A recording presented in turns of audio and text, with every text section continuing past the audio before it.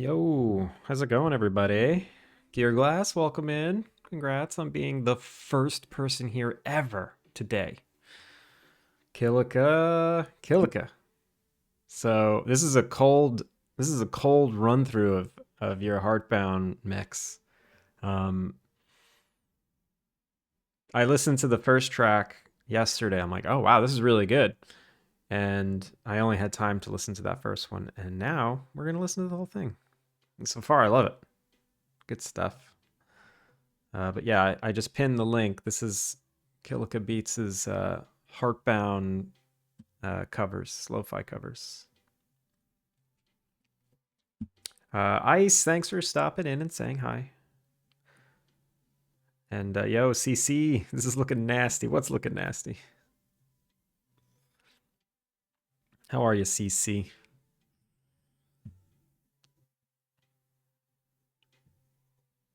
All right. I've been doing some research today.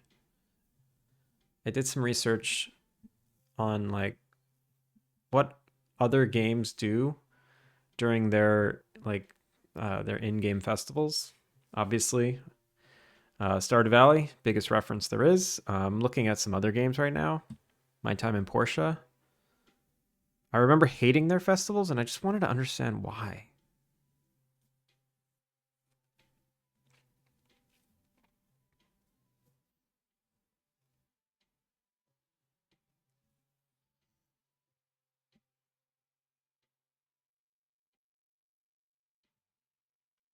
Looking tasty. Oh, why did I see nasty? Oh, I know why. Because I was watching Adventure Time last night, and I got to the episode where uh,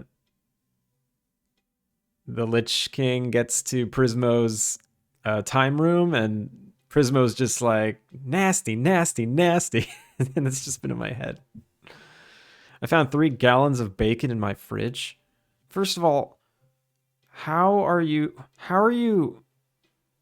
wet? Like, how is a gallon of bacon a unit of measurement? What does that even mean?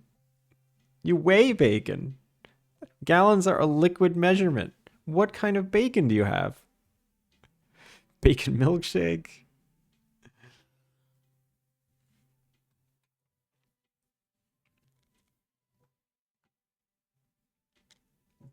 All right, so what did I add? I have all these festival notes. We can move this to the main screen. Oh, I didn't know you could do that. No. Get in there. No. Just exist in there. All right. Can I pin this? Pin. I'm pinning this because this is what I'm doing right now. Pinning this. Pin. Credits. Pin. Newsletters. I don't need to pin that. This is open twice. Okay. Yo, CC. CC. That's very nice of you. Thank you for the sub. Enjoy the emotes.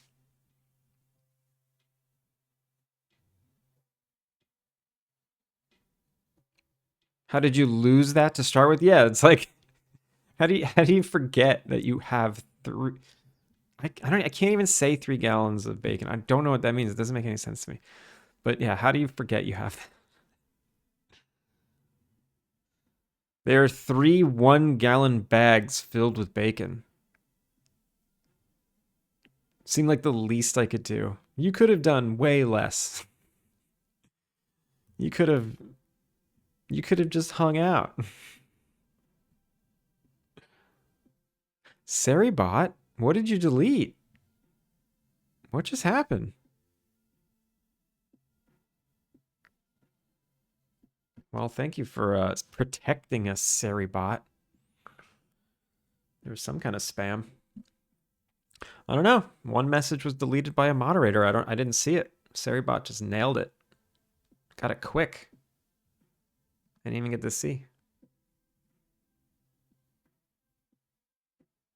But yeah, thank you so much for that sub.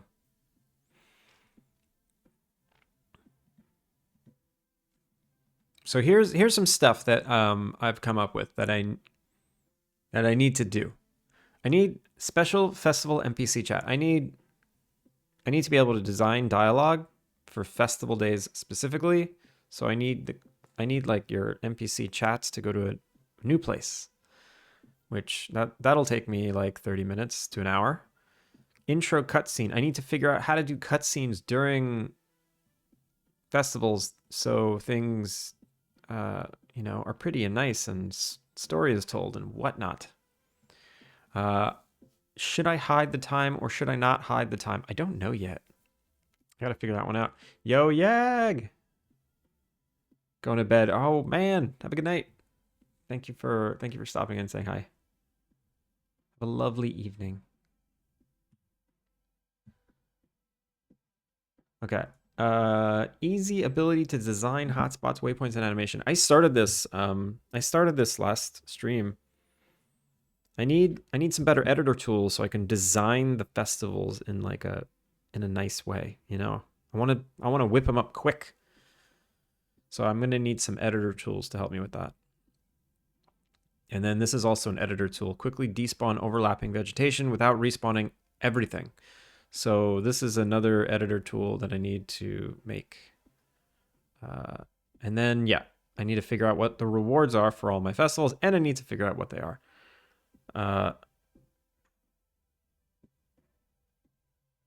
Wait, what? Here, what are you talking about?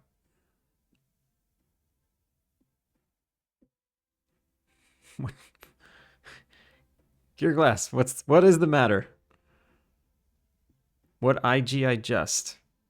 3, 2, 1, boom.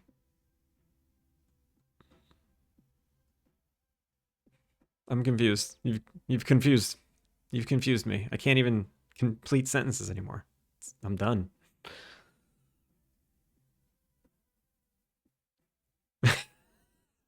Something's about to happen.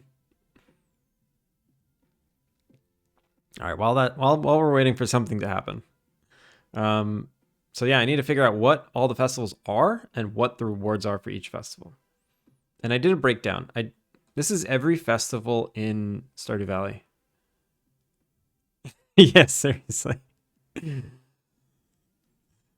Seriously, Kilika. Sus indeed.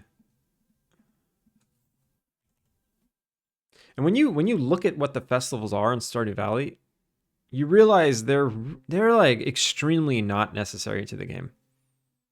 100% optional. Maybe there's one thing at a festival that you want, and then the next year you don't care, which is interesting because it's, they're one of the major features of the game, I find. And I guess the first time you do them, they are fun and cute, and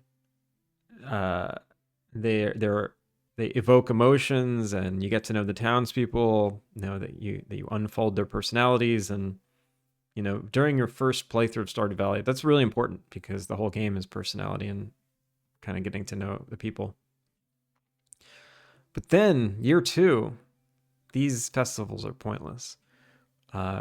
Sort of. Some of them have a key item that you pretty much want to get. Other times there's decorations, and if you don't care about decorations, then the whole festival is pointless. But I don't mind that model. I think that's okay. I think it's okay for a festival to be a one and done kind of thing. Yo, Augie. How's it going, Augie? Also, is the music way too loud?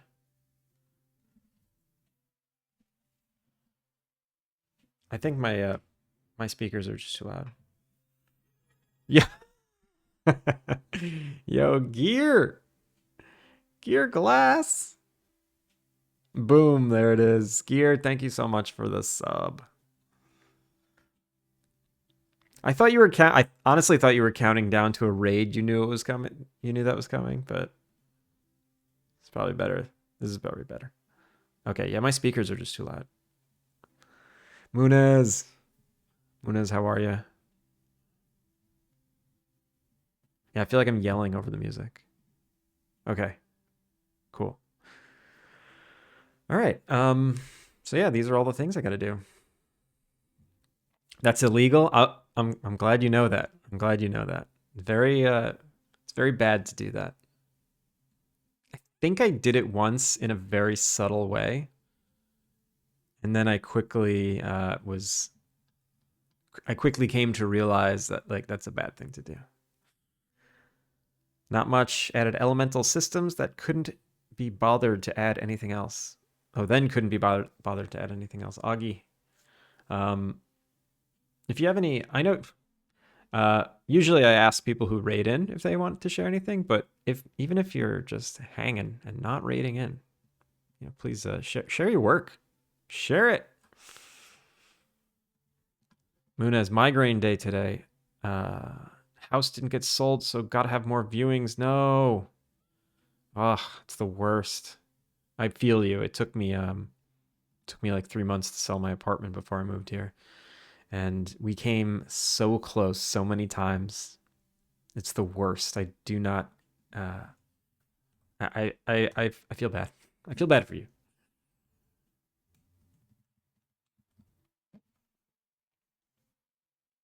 This mix is quite a loud one. I learned a lot of new audio techniques when putting this one together. Nice.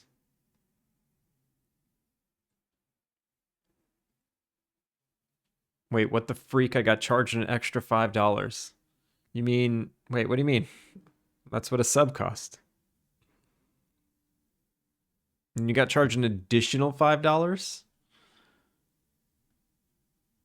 Can we get frog jerky in the dehydrator? I have the dehydrator and it's really just for fruit leathers and tea. I wasn't gonna do meat. Maybe fish. I guess you could do fish jerky. I don't know why fish is okay in games.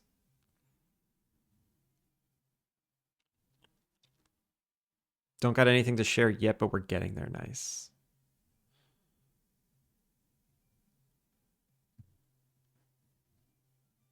Do we know where those come from? Yeah, do you have like a source of the migraines, or they just happen sometimes?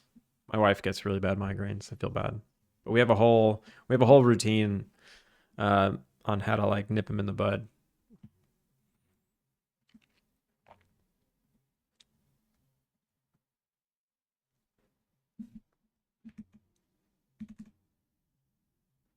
Go. Where did my MIDI settings go?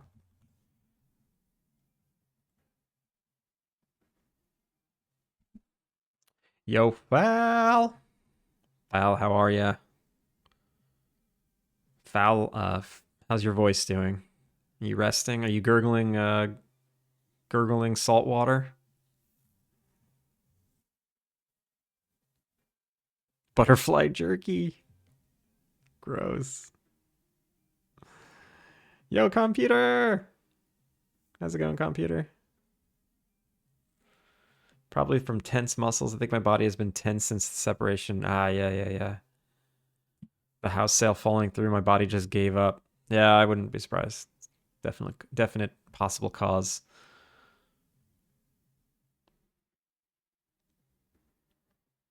I'm trying to research things that may or may not be related. That is why I speak like ChatGPT now.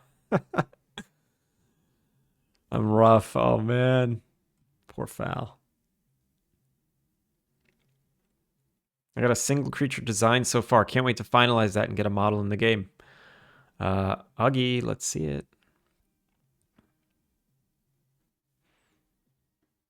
Did you hear me on stream earlier? Yeah. Yeah. I was there. Yeah, the YouTube video. There was a YouTube video of the walkthrough of the sewer section.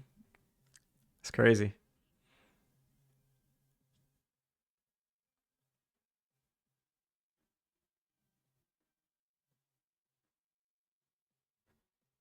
I'm scared. Gear, why are you scared? Usually due to tense neck muscles. There are some stretches that help me out. I haven't done them in a while.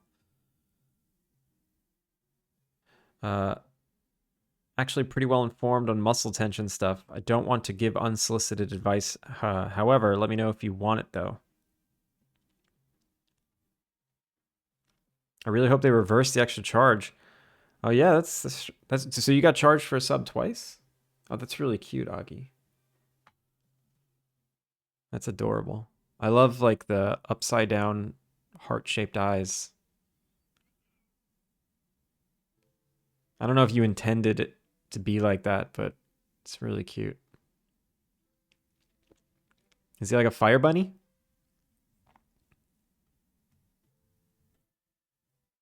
My head isn't on straight tonight. Yeah, I mean, that's a lot of work. That's hard work. Hard work you got to do. Very physical. That bunny is lit. It is.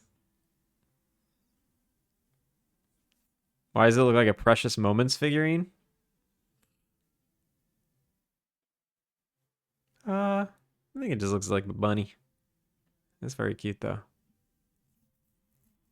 Spent the last 20 years trying to figure things out. So I've tried most, but I can never have too many things to try. Feel free to DM me. The one thing that helps my wife a lot is, oh, you got a meeting. Let me know when you come back. It's like a wildfire creature. Also, it's a bunny, so they can multiply and spread like wildfire. That's pretty funny. Kind of messed up, but funny. As someone who comes from LA, where wildfires are very prevalent, it's a complicated subject.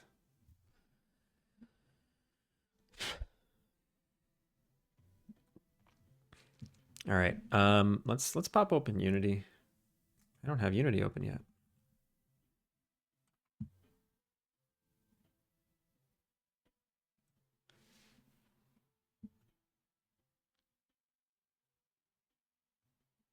There's no way I went 3 in a row.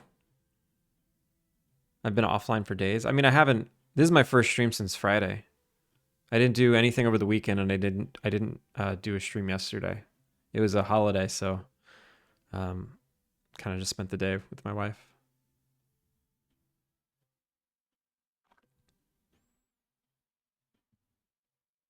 You worked Friday. Well, your Friday is my Friday is your Thursday night. So your Thursday night you were here. Must have been. Yeah.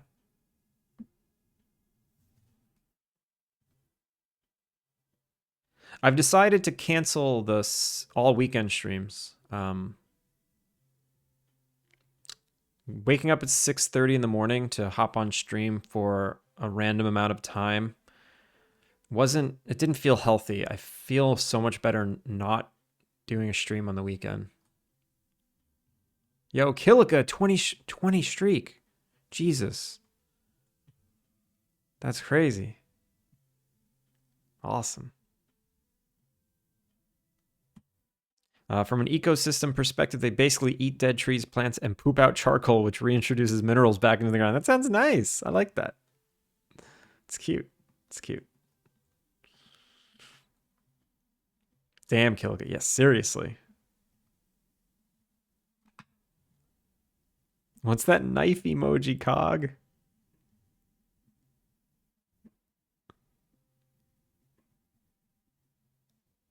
I have the streak because you haven't done weekends. I'm usually in the pub at that time. Yeah, no, weekends are gone. No more weekends. I like maybe 3 weeks ago, I woke up.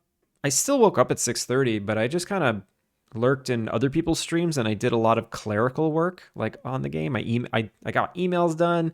I watched some old VODs. Like I fast forwarded through some old VODs to get clips. I felt like I got a lot of managerial work finished, or yeah, and so I'm gonna just keep doing that because Saturday morning that was the only time I could do that stuff. I want to make a game so bad. Gear, there is not much stopping you. There's probably a few things in your life stopping you. Everyone has a few things in their life stopping them from making a game, but you can work around it. We can help you. We can help you figure that out. Yo, pacifist. No weekends make my Monday evening very dull. Wait, your Monday evening is my Tuesday, right?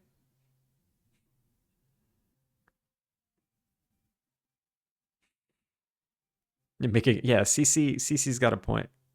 I tried learning Rust and Bevy at the same time. It sounds like Basie. Basie's the only person I know that uses Bevy. So the cool idea in the Tamagotchi is we can eventually have an oven burrow that they can live in, and you can feed them wood, so you always have a live oven. Oh, so they're like Calcifer. I'm doing my first game jam now. Just hop in. Yeah, Jern Jam. I was I started working on a Jern Jam, uh, but I really wanted it to be the I really wanted it to be the what were the two themes? It was down to two, and one of them I'm like, oh, it's got to be that one. So I started working on an idea and writing stuff down based on that idea. And then the next day came and it was the other one. I'm like, okay. So I started making the game anyway, thinking I can just jam in the other theme, and it's not gonna work. I'm just gonna give it up. Yo, Emil, I finally found you. It's Booyah. I'm in Aussie. We're GMT. Oh, okay. Okay, so you're. Oh, yeah. So, well, I mean, we have the same weekend. I don't have the brain cells to do it. I really have bad ADHD, so I can't really sit down for more than an hour, and I have anger issues, so I get mad when I can't fix an error. Gear. Those sound like some serious obstacles, but I bet there's a way. There's got to be a way. It is nice. It's just extremely different from C Sharp and Unity, I would imagine. Yeah. Yeah, everyone's all about the Rust now. Everyone. I have next to zero coding experience apart from VBA. Uh, Wait, after watching so many game dev streams, I can feel the itch to try and learn. Killica, really? You want to do some game dev? People always relate them back to Calcifer. Yeah, Calcifer is the best. I mean, that's like the defining flame spirit. I think you'll find it easy if you know VBA. Totally underrated platform. What is VBA?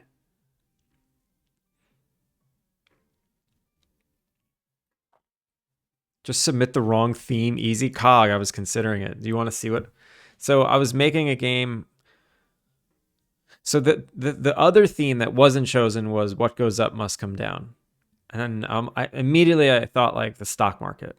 So I was like, how can you make like an arcadey like day trading game? Um, and the theme that actually won is uh it won't die. I think it's it won't die. Visual Basic for applications. Oh, I've never heard of that. Yo, Kev. Kev, what up? So pre-day panel. Okay, this is temporary, but so I started making a game where you're a day trader and it's a little arcadey. I was trying to do like roguelike day trader. So you begin the day and then the stock kind of does its thing and you're given some cash and you just have to like make money and not lose money. Oh god. Oh no.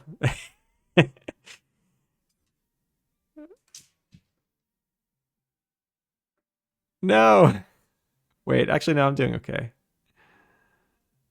But I don't have any visuals for like when you buy and when you sell to know like, oh crap, that's not good. But yeah, that was my idea. And since the theme is it won't die, I don't know. I kind of lost interest. I mean, I tried it. I whipped up this prototype anyway because I liked it. I liked the thought of it, and I feel like I could probably make it more arcadey and satisfying, but I don't think it's going to work for Jern Jam.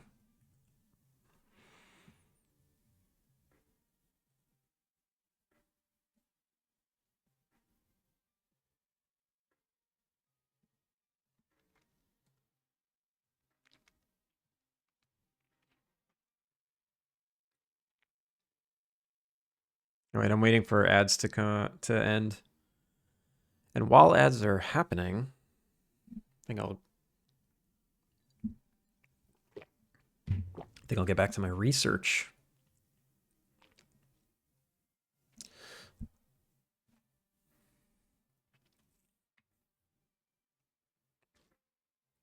So I was looking up what my time in Porsche festivals are. I remember hating them, and I'm just trying to figure out why. Festivals. Each season has 2 festivals. These range from seasonal activities such as fishing, ghost hunting, horse racing competition, to community events like gift giving or communal hot pot. Yeah, so it's the same thing as Stardew Valley. A festival where the citizens of Porsche compete in a fishing event located at a random fishing spot each year. Okay, welcome back from ads.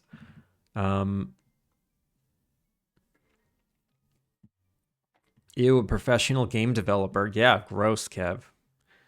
VBA, Excel macros. That's as far as my knowledge of it goes, but I'm in need. I'm in need of new side project. Kilika. It's quite the road. It's quite the road, but very rewarding road. I've made the joke today that we would make a game that just spawns a new primary when you lose the game. What do you mean a new primary?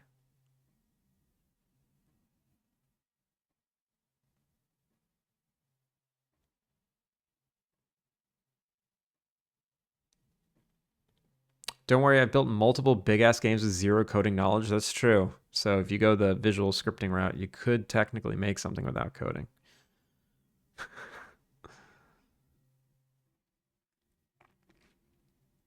It's a cool idea. Does it have real-life learning potential? No, it doesn't. I wanted to make it funny though. And I wanted there to be like daily tasks.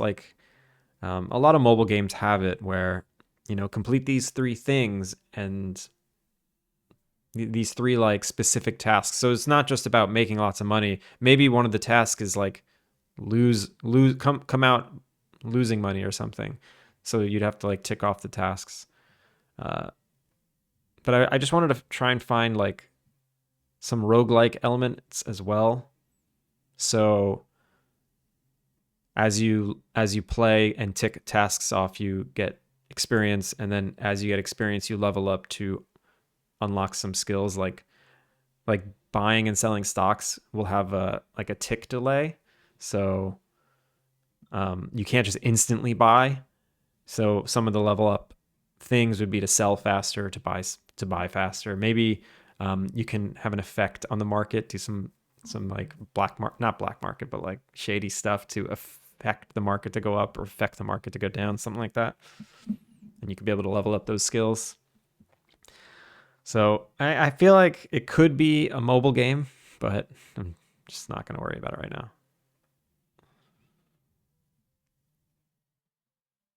Just make money sounds like advice rich people give to someone who can't afford food and rent. Yeah. Let them eat cake. I was literally just about to say eat cake. Yeah. Can we get a little ski free guy on the stock ticker during ups and downs? Cog. That'd be really funny. Oh, hang on. I got to do a thing.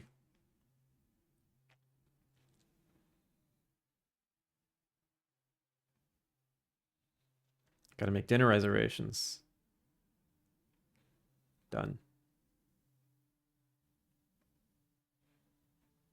Okay. Phew. Reservations made. Okay. Wait, I swear you said all of this like 10 minutes ago. What? Twitch has been hella busted. You might want to refresh.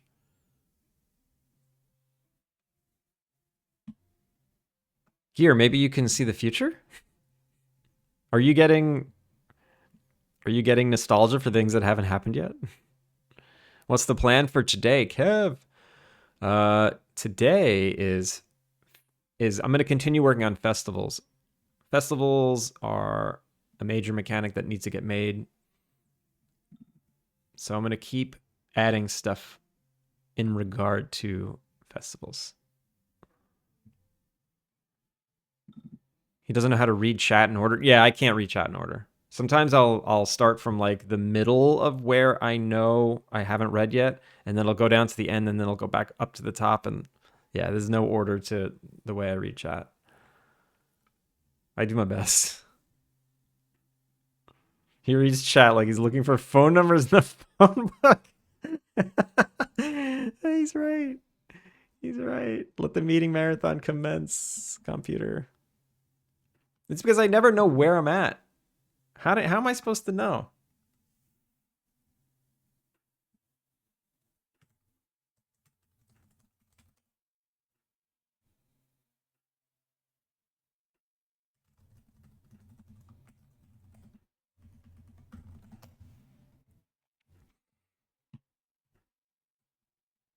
I forgot to say, next August, I'm taking a trip to your side of the planet. We'll be visiting Tokyo for 10 days. Yo! That's awesome. If I'm still here, let me know. Let me know.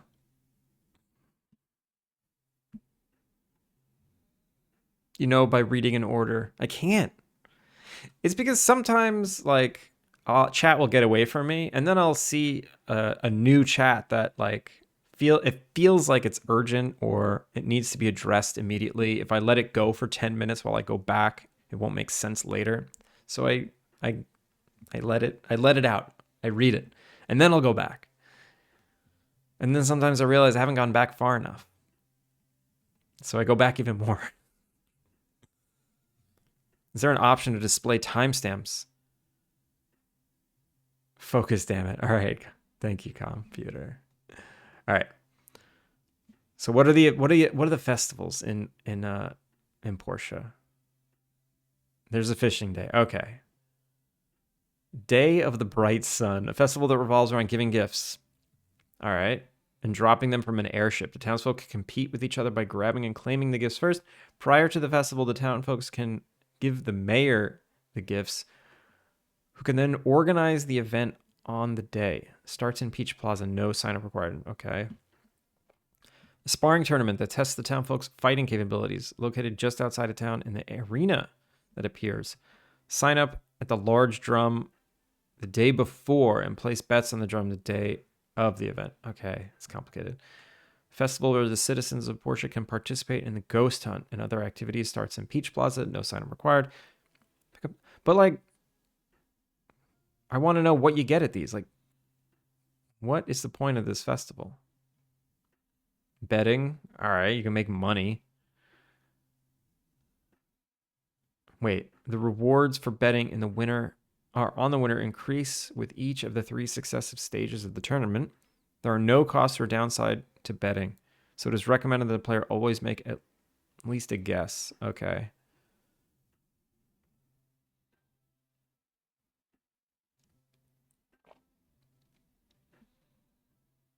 So you get badges. Food. That seems lame.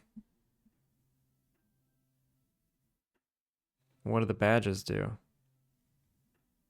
Okay, and then there's a store to buy decorations and outfits. It's always decorations and outfits. It's always decorations and outfits. These festivals, that's how they keep them semi-optional. You don't get anything at them.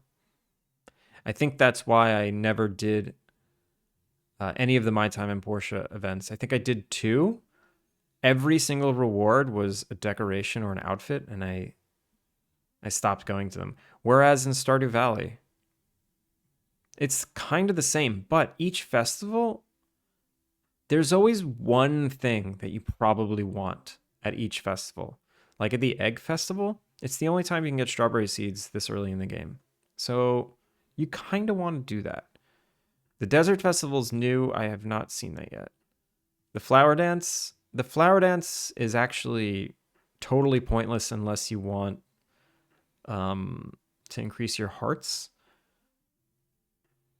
And right, it has like this rare item. It has like a rare item that you kind of want to collect for some reason. The luau gives you friendship points with everyone, and that's good, because friendship points are sometimes hard to get.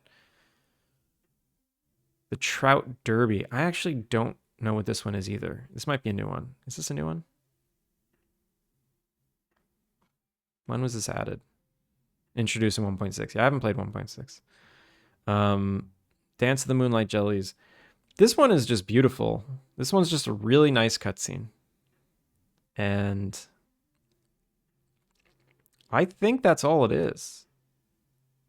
Right? What do you get at the Dance of the Moonlight? Okay, you get unique items here.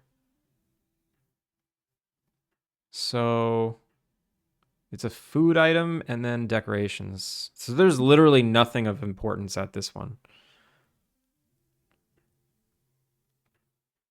Which is, but it's funny because I like this one so much because I like the cutscene in it.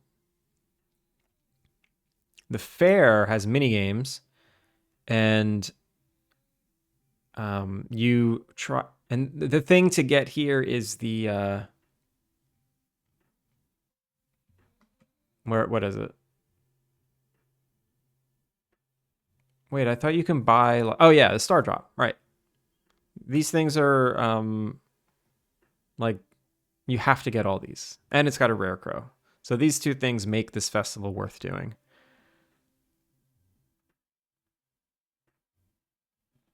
So that's why you want to do this one at least once.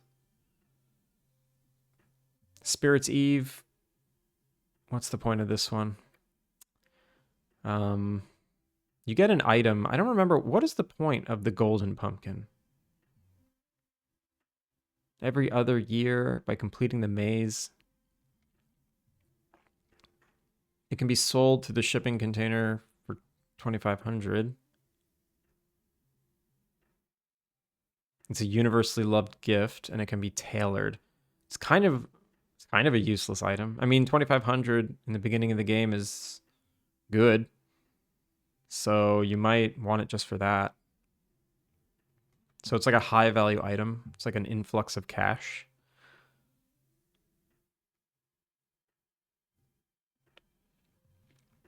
Let me write that down actually.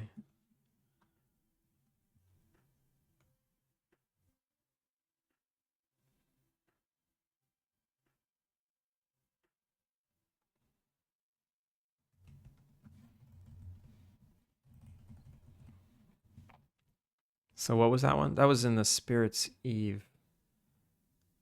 Unique item to collect. High valued item for an influx in cash. Okay, the Festival of Ice is cute. It's got these unique decorations, some minor storytelling, and it's got a contest, which is fun to win. 2 tackles. What's a tackle? I forget.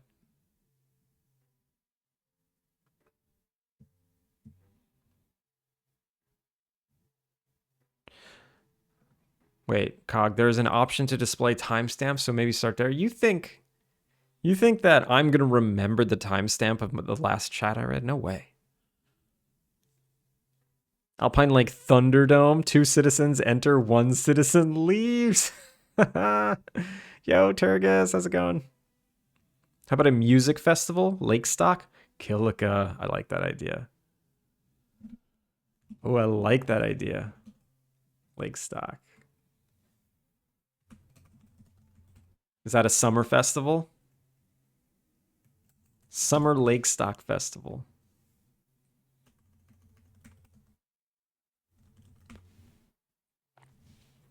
I like that. You just want a village built in your likeness, Kilika? That's fine. I tried, but the hair wasn't long enough. You can't do hair that long. It'll intersect with everything. Complain to the dev. Yeah, you should. Oh, so maybe maybe you can participate and there's a music minigame. Participate to join participate and experience a musical mini game. Maybe maybe you need to practice an instrument before to get it to a certain level. Practice an instrument for the festival to prepare.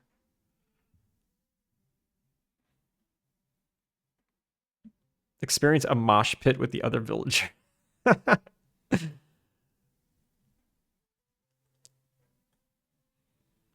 Yeah, maybe if you don't participate and play music, there's like a dancing minigame. That's a great idea. I like that. I gotta look at my Miro board. I had ideas for festivals that I don't remember.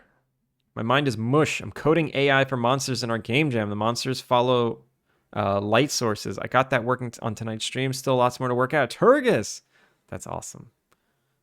Let me know if you have any questions, and then feel free to share anything. So here's someone who, wanted to make games, and now they're making games. Turgus, how long did it take you to go from watching game dev streams to giving it a shot for yourself? Because we were just talking about that a little. Kilika's got the itch. Cozy mosh pit. So here I have the farmer's market, fishing activity, holiday market, concerts. So I did have a concert here. Ice cream social, block party, which is kind of lame.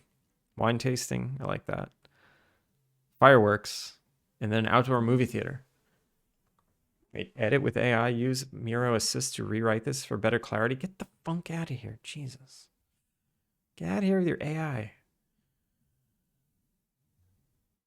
This outdoor movie theater is fun. I think that's a winner. Outdoor movie theater. Ice cream social is definitely a summer ice cream social.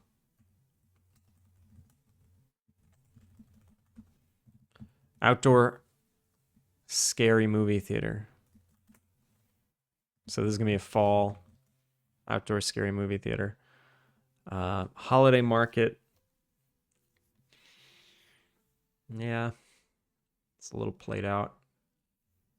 Parade. Oh, the parade is fun. Forest fire festival or a crop burn where you make crop circles. Cog, no. Bad cog.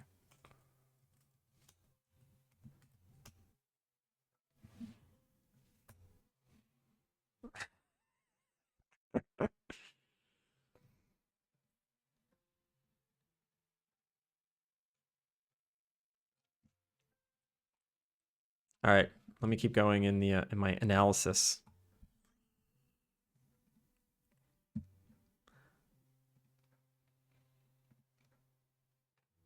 So the Festival of Ice, you get some rewards, and this seems kind of pointless.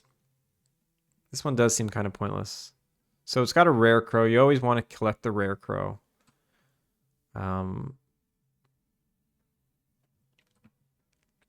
Everything else is kind of stupid. Food and decorations are pointless to the game. The nice thing about my game is that food and decorations is not pointless. Like, getting decorations they directly affect the gameplay.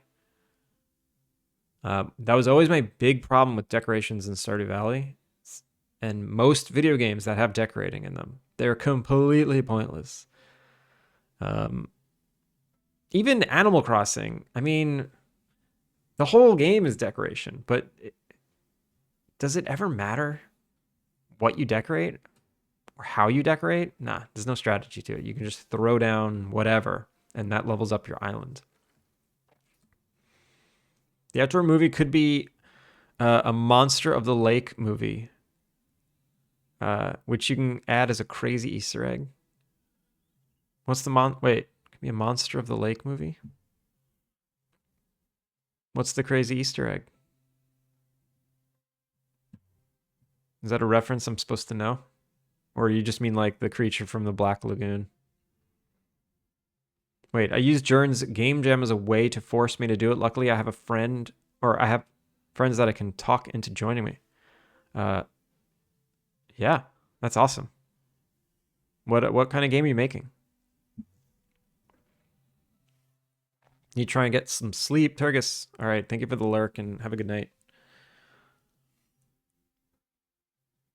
They're not pointless if the game is immersive. Do you agree? Yes. No. No. I don't agree. I think being immersed in the decorating aspect of it is up to the player to fabricate for themselves. And it's optional. It's completely optional. And I'm trying to figure out a way to make it fun, easy, and not optional. That is the game loop, is decorating. So I want you to think about your decisions a little more. Which I guess, if you're immersed in it, it's like, I don't know, then it's like a dollhouse. It's not a game.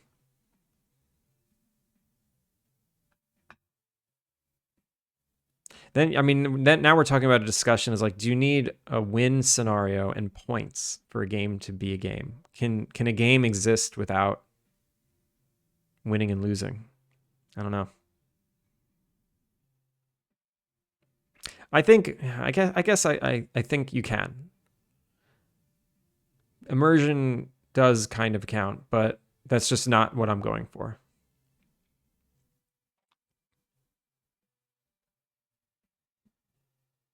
Grounded gives you buffs when you have better decorations. Yeah, that's a good way to do it. I've a few games have done that. I think My Time in Porsche does that as well. But I feel like people are just going to make a giant box and throw haphazardly stuff in the box to get the buffs and then move on with their life. Whereas, I don't know. I think I'm trying to make you think about it a little more.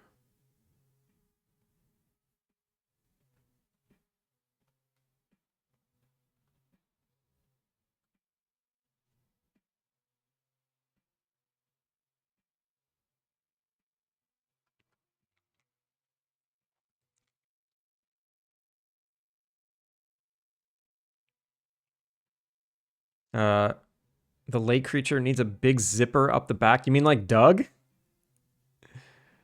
Are you talking about like Doug, the cartoon from Nickelodeon?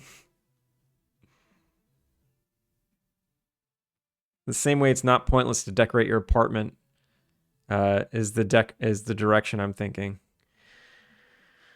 Yeah, I guess.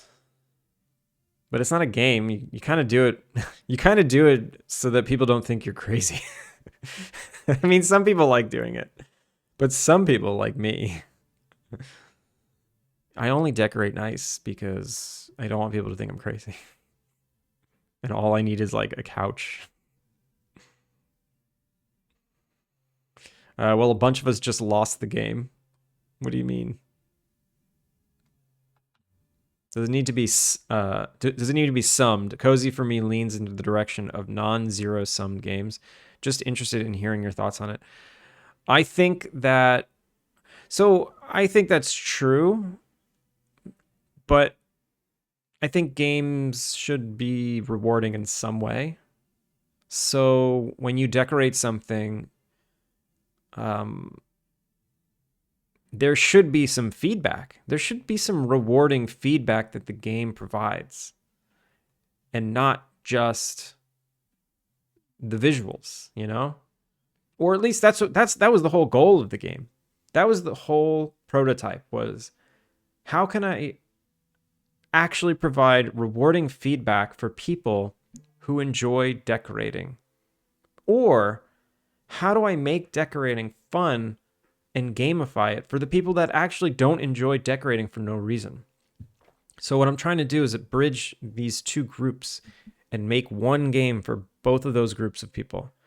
Provide rewards for decorating and make decorating a game mechanic in itself. So this is the journey we're on. This is the journey we're on.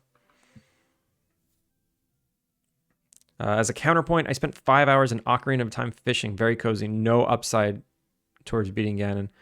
Yeah, Ocarina of Time fishing game is really fun. That's just straight up fun. And they knew it. Yes, like Doug, yeah. We're making a stealth puzzle game. The concept is the world we are in is dark, almost pitch black. We have a lost, undying light that you can use to provide light to see. The light also draws the attention of monsters that want to obtain the light. What's the camera? What's the point of view? Also, I know you want to go to bed, so just ignore me.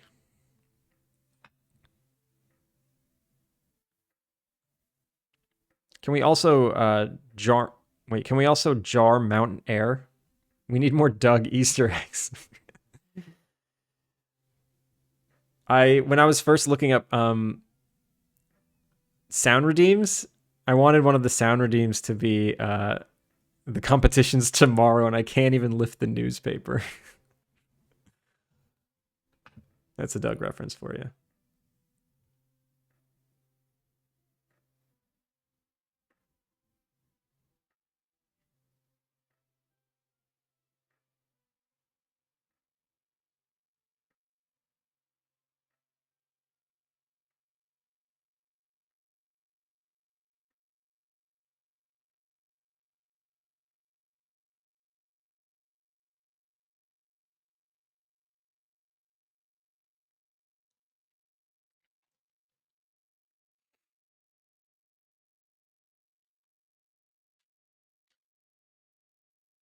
First person point of view? Nice. Be edgy, make a second person perspective game. What is second person perspective? What would that technically be? Would it be like the point of view of someone else looking at you?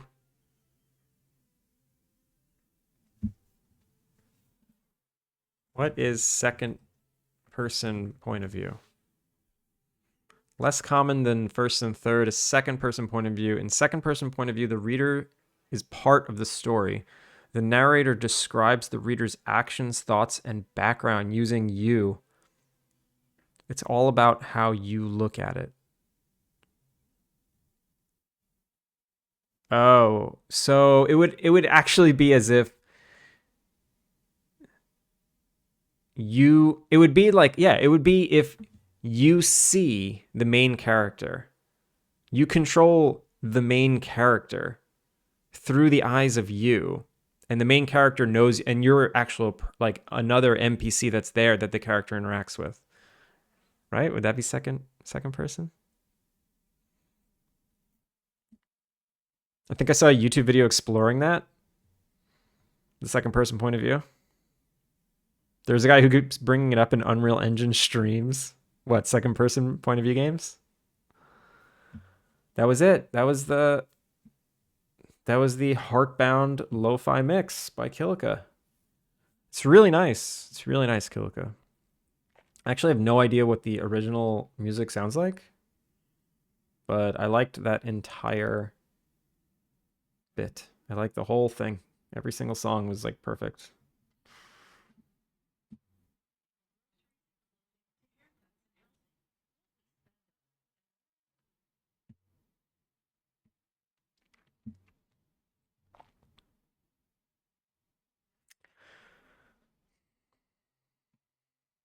If Black Myth Wukong was a second person game, would you play as the bosses trying to beat the monkey character? It just seems like you would be another character that is persistent, that the main character is also very aware of.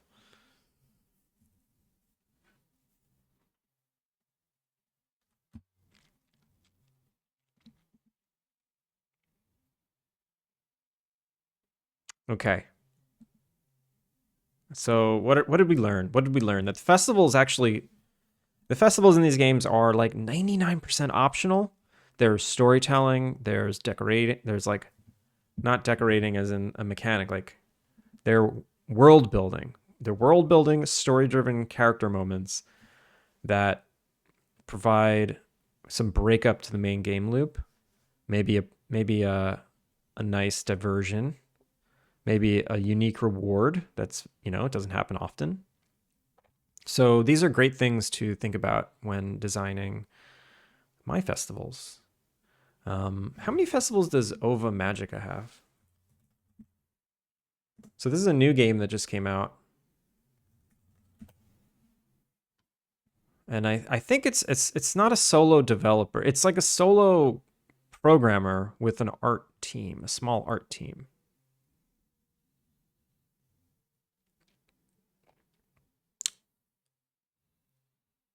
Festival list.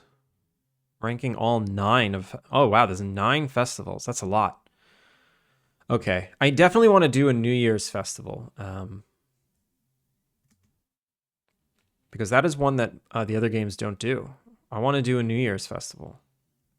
So, Winter New Year's Fest. I think most games are going to like opt for the... they're going to opt for like the holiday festival. But I can do that in like... Maybe I can have 2 in winter. I don't know.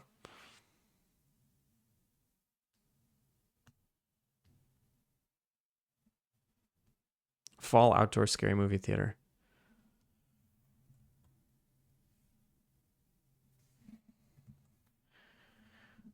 Okay. So this is a good mix. 5. It's probably good to have 8. It seems to be two a season is like the going rate of festivals in games.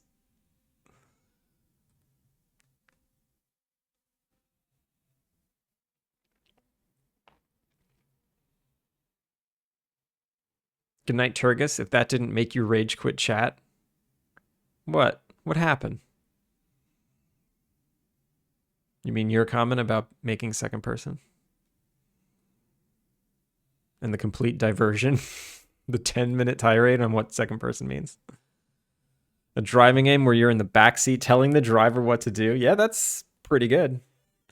Yo, Dev Sorcerer, welcome in. Thank you for the raid. How are ya? How was your stream? How did you stream today? I've never played Stardew Valley. Closest I think I ever got was Caves of Cud. I've seen Jotson play Caves of Cud, and I think there are barely any similarities between those two.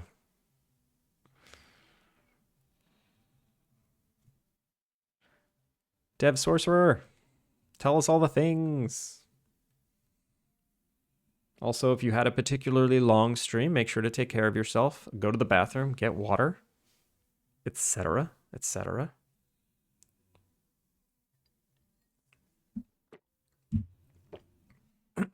Excuse me. All right. I like where this is going. I like where this is going. It's only an hour per day. That is very manageable. Do you do every day? Am I following you? Follow. Everyone join me in following Dev Sorcerer.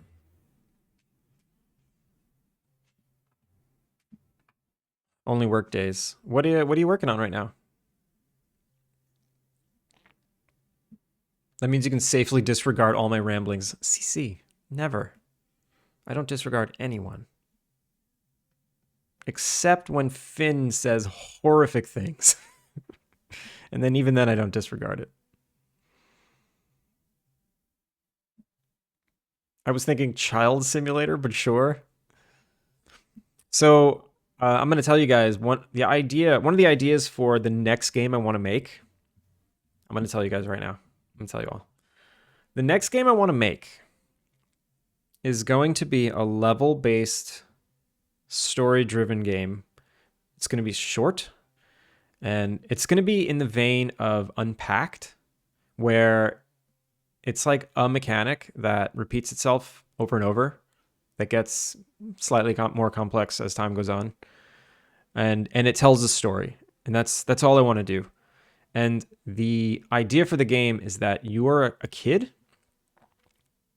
and you're staring out of a window of a moving vehicle, and I want the levels to be moments of your life, like traveling to your first day of school, and then like moving to your dorm room for the first time, like moving to college. Uh, different different scenarios where you're traveling on public transit. Maybe one's like living in the city and and staring out the subway, like an elevated subway or something. And then the gameplay all takes place outside of the window. The problem with this idea is I don't know what the gameplay is going to be yet. I just know it's going to be infinite runner in nature and not be too challenging. So when you said sitting in the back of the car, telling the driver what to do, that just kind of reminded me what my next game is going to be.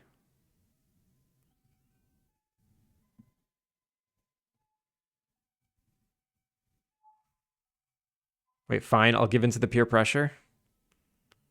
Uh-oh. Welcome back, your glass. Kotlin multi-platform mobile app for Android and iOS. It is a currency converter app. What is Kotlin?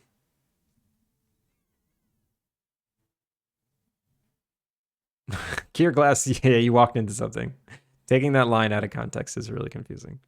What's the platform that allows you to write Kotlin for iOS? You can use Android Studio, IntelliJ, or Fleet. These are all things I'm highly unfamiliar with. Is there a button to yell at, "Are we there yet?" Maybe. There better be a Game Boy with very little battery. You mean... Wait, what?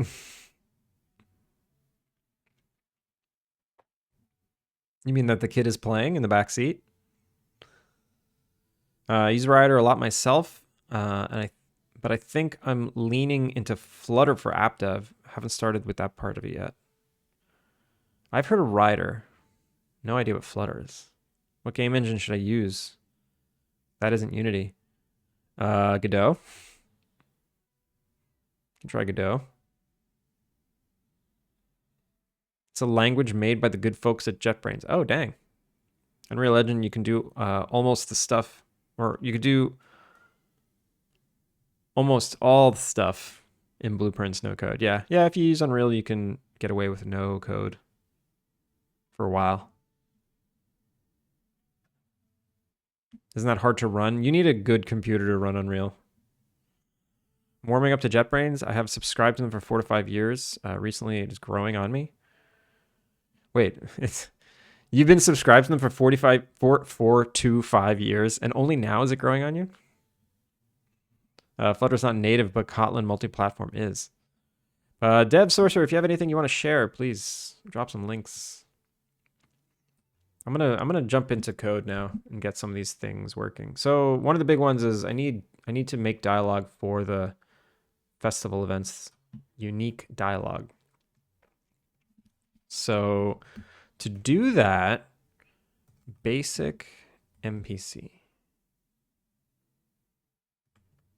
basic generic. To do that, I need to figure out the architecture of how dialogues work and how to inject special daily only conversations. So what I can do is I can add another dialogue system trigger that starts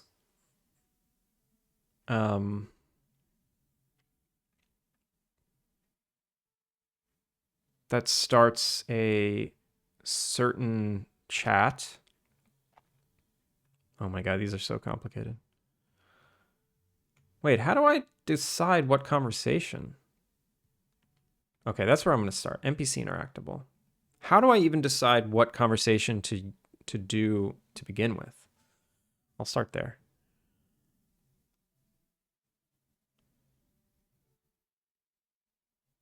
I'm using a 2014 Mac Mini. Yeah, I don't think that can run Unreal.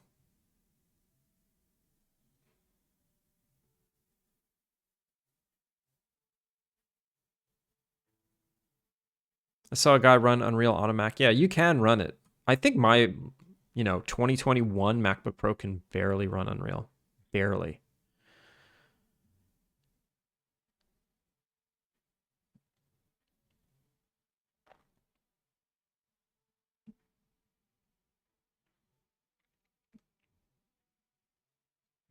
Works with Mac and Linux too. So a lot of people coding C#.net like me on Mac use Rider.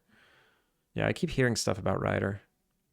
I think it's insane that in 2024, people seem to be creating new programming languages at a higher rate than I've ever seen before, like Zig, Gleam, Rock. How exciting. I don't know. It doesn't sound exciting to me. It sounds depressing. There's just so much to learn. And it's like chopping up everyone's knowledge base. I don't know. It feels weird. You can dev stuff that plays on a phone. It's all in your settings. Yeah, you can, but just to run the engine. Like, I think I deleted it. Unreal Engine. Yeah, I think I deleted it. Or Epic Game Store.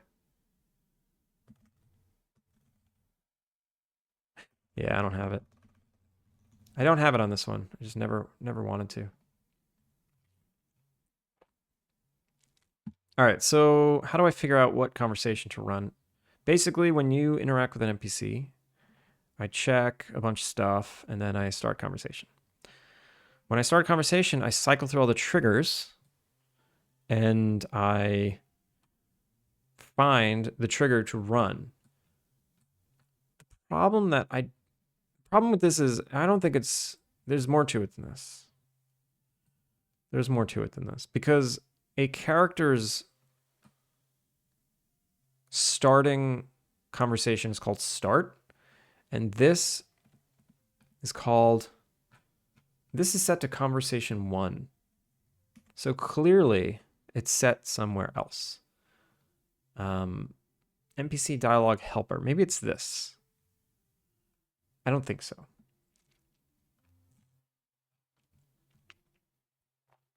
Dialogue system triggers. Let's see. Where do I set this? I get the components. Okay. That doesn't seem to be it.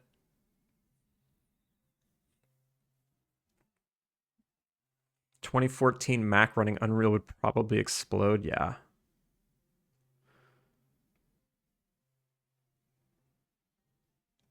Cached conversation. String cached conversation is trigger conversation. I check if the string is empty. Conversation string. Oh, start conversation. I give it a string. But here, I don't. Whoa. Okay. This is not what I wanted to search. Let's just do one of these jammies. So I call it from interactable, NPC interactable, item requester, and oh, wait a minute. Yeah, okay, I already know how I could do it, but something's wrong. Maybe if I go to character, like Eugene, basic Eugene, he's probably set explicitly to basic Eugene. Yeah, he's set explicitly. Okay. Okay, so all I have to do is here, first check if it's a festival. Check if it's a festival. And then if it's not, just start generic conversation. Yo, Cog, have a good night. And Man of Al, thank you for the follow. Welcome in. How are you? Nort Cog. Yes, Nort indeed. So I should check the day to make sure the day is correct. And then I need to make sure I have like a nice organized way to have them know what festival is current. So let's start with Eugene. Let's use Eugene as our test bed.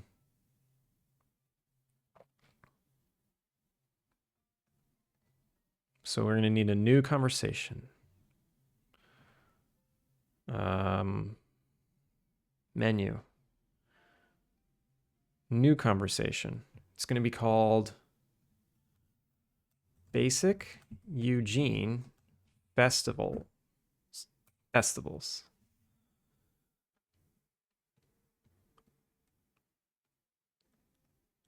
So this is the conversation where I'm going to start on the day of a festival. And I want all the festival's conversations to be here. So I need a way to filter what festival it is.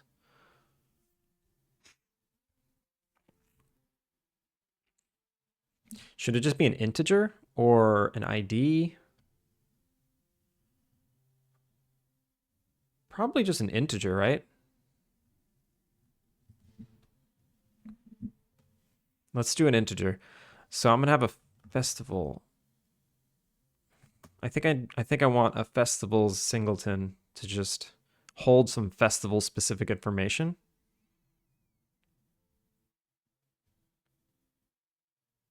I don't even know what kind of game to make. Well, Gear, since it's your first one, you better make sure it's a simple one. Very, very simple. Think Pong. Pong level simplicity. Go on itch and just play a bunch of very simple games. Start there. Or think of like Nintendo games.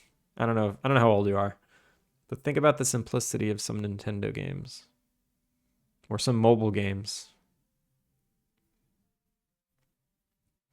And I think your first game shouldn't be about like trying to make a hit. Your first 10 games should just be learning how to make games.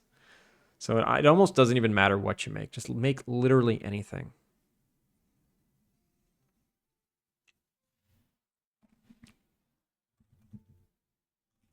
Should it be part of the time system?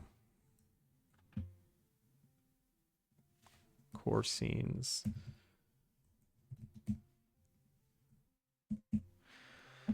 Time system. Nah, probably not. I think my first 1.5 years was just smaller prototypes and maybe finished 2 to 3 small games, or 1 to 2 small games that could be completed in 5 minutes. Yeah, that's great advice. It's great. It's a great road to follow, or a great path to follow. This allowed me to learn and get a bunch of feedback and iterate. It's a great loop. It's a great loop to learn. Yeah, do what Kev did. Kev, how was your birthday? Shout out to Kev.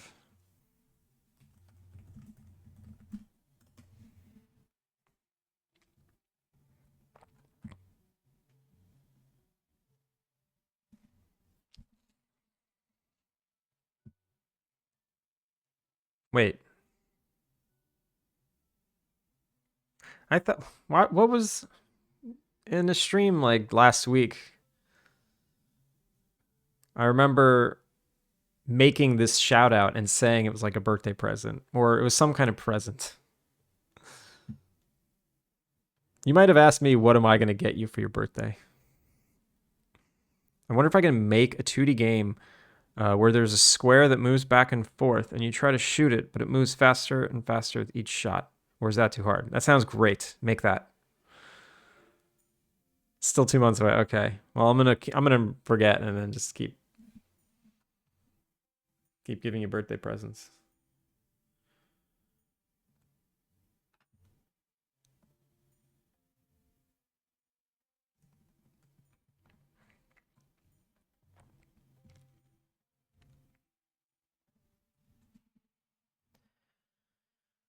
All right. So This is going to be very simple. Very, very simple. I'm going to make a festival system.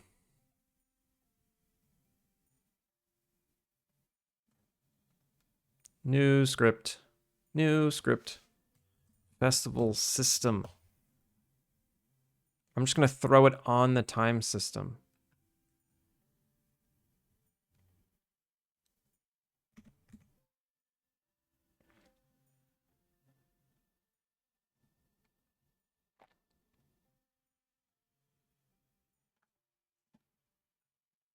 And I'm going to make a festival class, public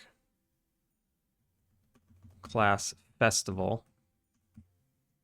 And it's going, a festival will have a reference to the day preset. See, we made that day preset before. Preset. Day condition preset. The festival day. System.serializable. And public static festival system.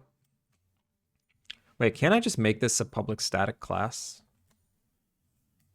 Or should I make public static functions? Public static get today's or today's festival? Get today's festival.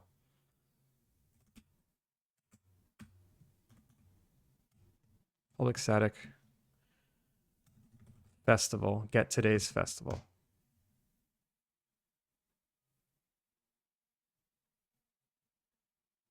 Godot time. There we go, Gear Glass.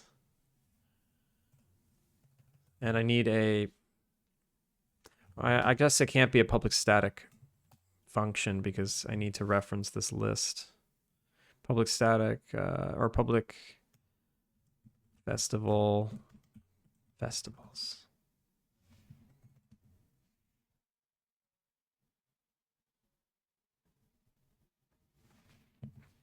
So if I return null, then there's no festival today.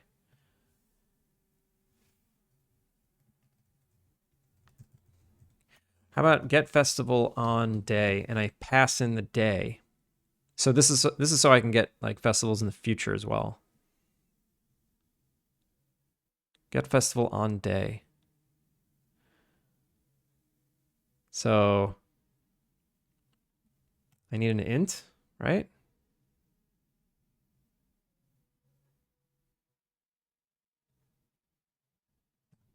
Int relative day in year.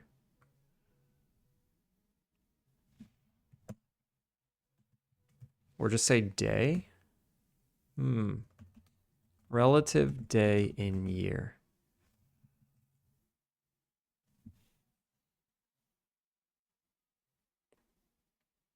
How much longer are you going to be streaming? Well, probably like an hour, maybe 2.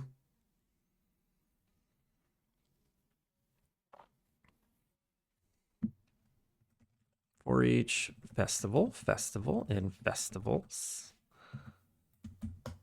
If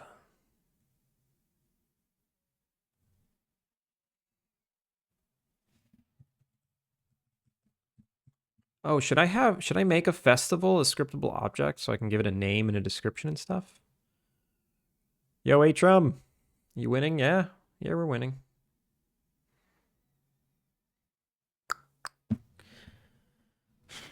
Time to lurk and go watch lots and lots of YouTube to try and figure out what the heck I'm doing. There you go. Start small. Remember to start small. Just start with the interface. You got to start with learning the software before you can make mechanics. Scriptable objects are usually good. Yeah, I'm just not sure how much data I need yet.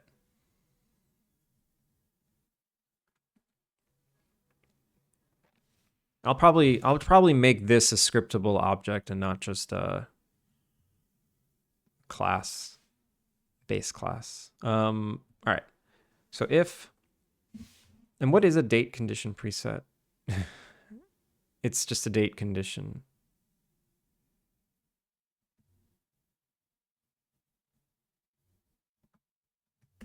Oh, what if I pass in a date condition?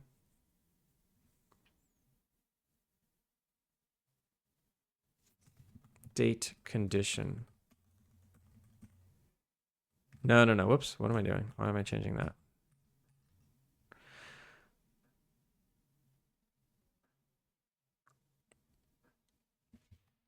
What if okay, actually, you know what I really want to do? I want to change what a date condition is. So this is a relative day and month. I want a public int relative days in a year. Tooltip. Days 1 through... How many days are 28 times 4? 28 times 4. There's 112 days in a year.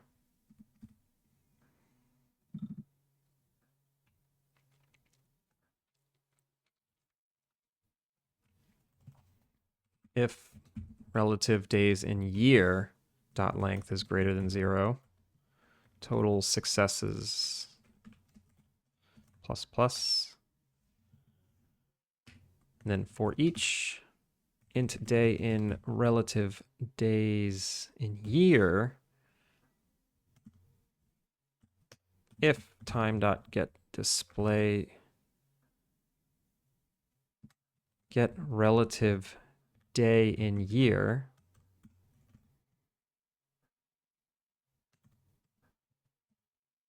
is equal to the day,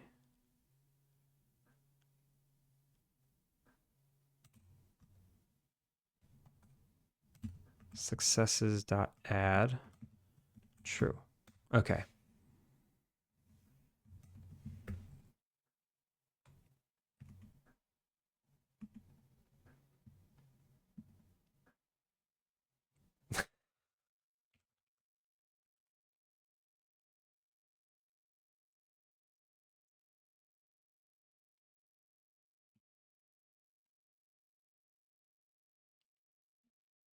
So what did I just do? I basically just want to compare an int to a date condition.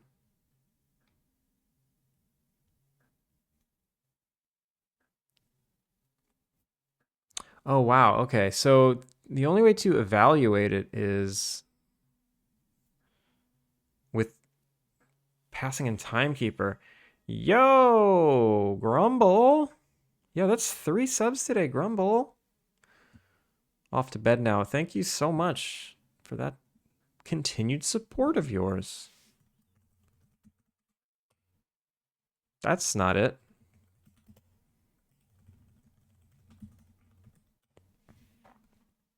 Everyone, go follow Grumble of Pugs. Only because they gave me money. I would never shout out Grumble of Pugs otherwise. Completely untrue.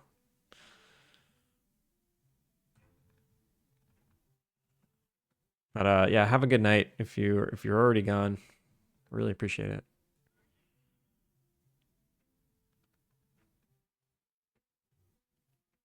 So the only way to evaluate this is to pass in timekeeper.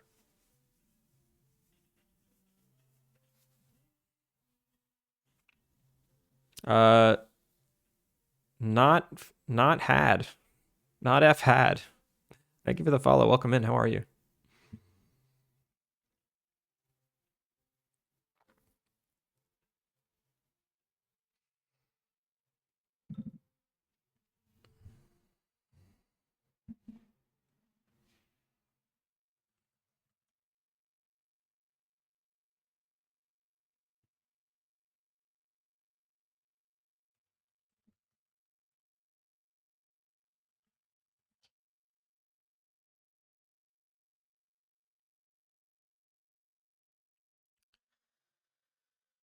I guess I could just do my own custom check. I don't need a check in here.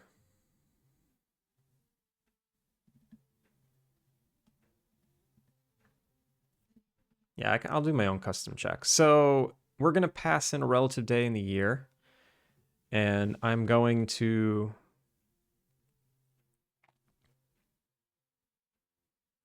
say if relative day in year is equal to festivals, no, festival dot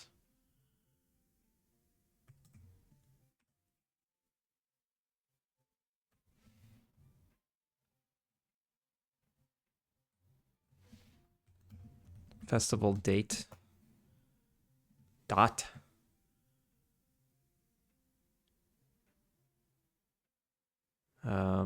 date condition. No? Relative days? What? Oh, yeah. Date condition dot. Oh, I have to loop through it because it's an array. All right. For each int. Okay. Excuse you. Int day in festival dot date dot relative days in year.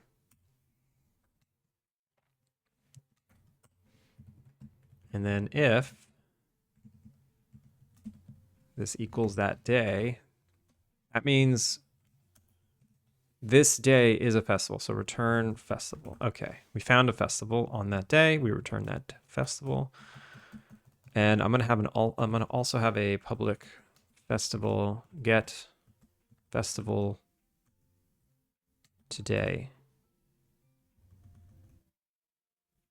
Get today's festival. Today's festival.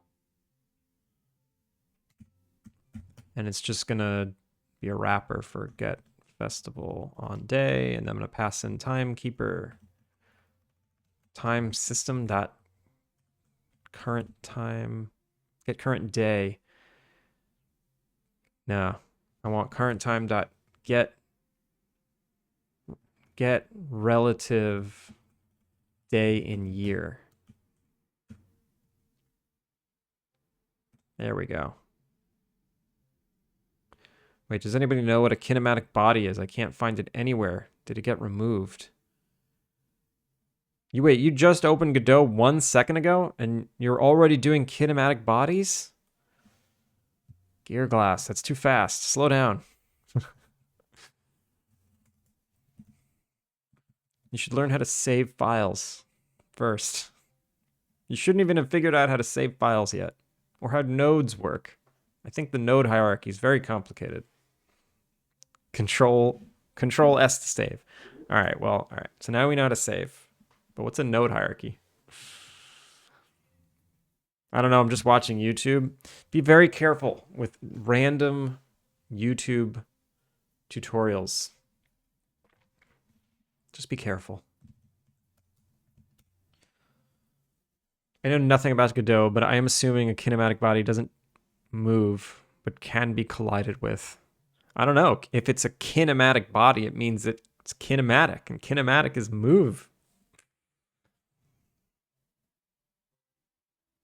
I know that kind of stuff. All right, that's good.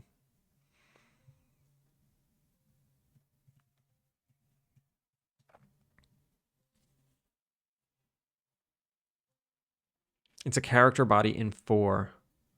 What version are you using, Gear Glass?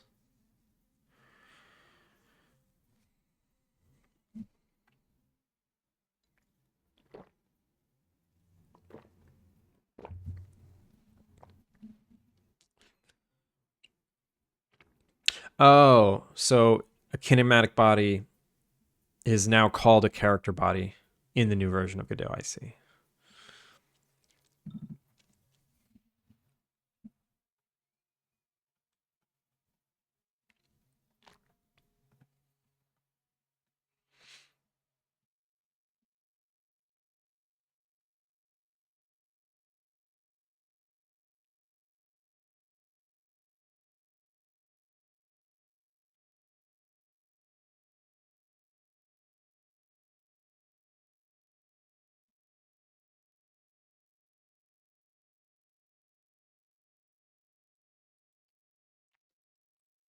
All right, let's make a scriptable object. Why not? So scriptable objects, entity. I already have like a base class for stuff like this. So what is an entity that I can duplicate? Photograph? Yeah. Festival. Festival.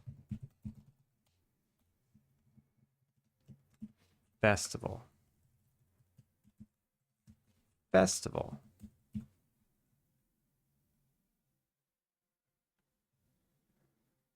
Why doesn't it like that? Why don't you like that? Namespace already contains definition for festival? Uh-oh. Where? Nah. Oh, yeah. I literally here. So let's do that. And we'll copy this in there. And this is now festival properties. And it has none of this. And it has none of this. And it has none of this. Perfect. Clean file. So entities already have things like IDs and names and descriptions, so I don't need to have that stuff.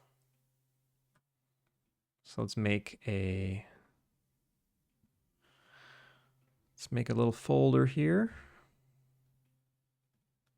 Create folder, festivals,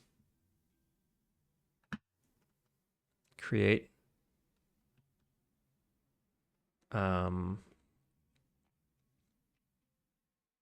where did I put it? Innkeeper, scriptable objects. No? Where'd I put it? Innkeep, entities, festival. Create, innkeep, entities, festival. So this is going to be like spring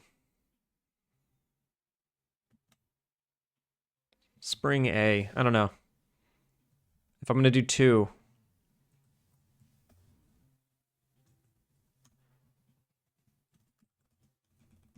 Yeah, spring A, whatever. Spring A. And then I'll set the ID, spring A. And the info is a butterfly migration festival. So I realized I loved this idea so much when I thought of it the other day. It just matches the Stardew Valley one. Because it's like the jellyfish migration. But that's okay. That's all right. It's every game is inspired by other games. It's okay. So I already have Spring Festival date condition.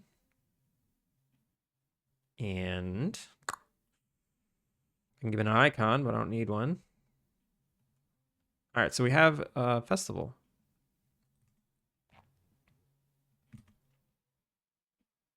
We can mark it as active or not. Should I put this in resources and grab it dynamically? Nah, whatever. Time system. Let's throw our first festival in there. Okay. So now the game knows about the festivals beyond just loading them. Now everything in the world can check to see if today's the day. Starting with character conversations. So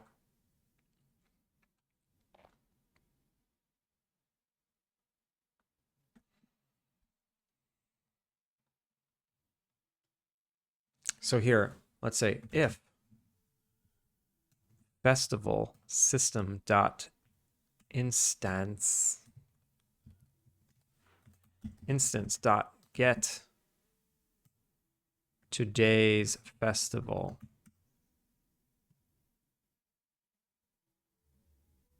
I kind of just want to check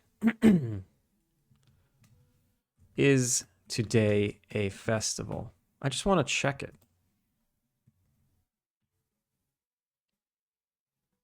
We got to make this a static, public, static festival system. We got to make this a singleton, I mean. Instance. Awake.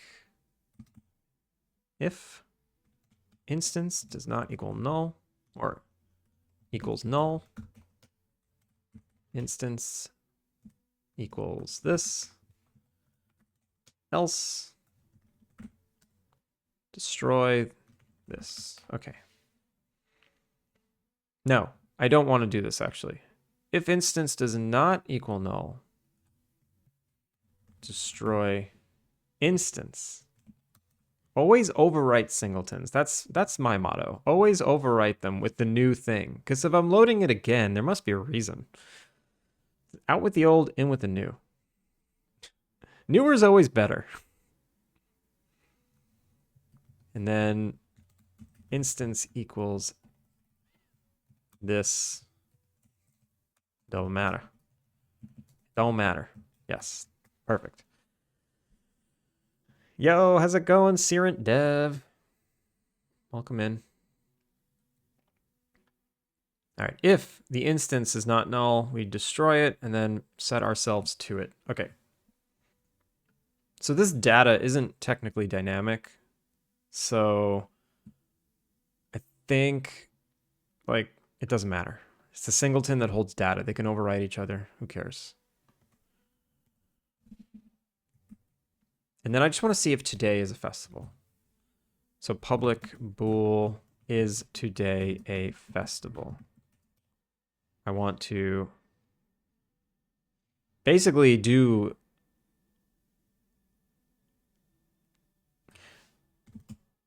get today's festival.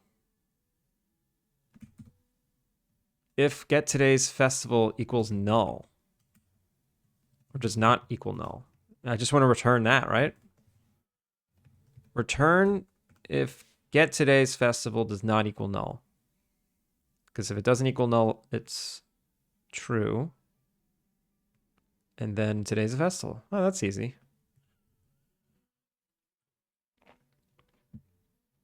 Cool. So now the NPC interactable. Is today a festival? If today is a festival, then what do we want to do? We want to start conversation festival. But not really.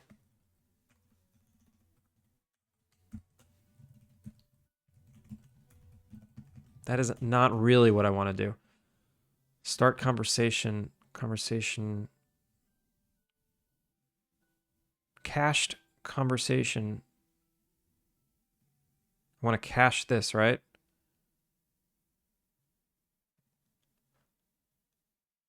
Yeah, okay. So it can't just be festival. I have to get like the NPC's name. Okay, I'm gonna use gdevelop instead because I don't, because it doesn't need code. I know the basic of it and it's not as overwhelming. I don't know why I didn't use that in the first place. I think because you got to learn something new.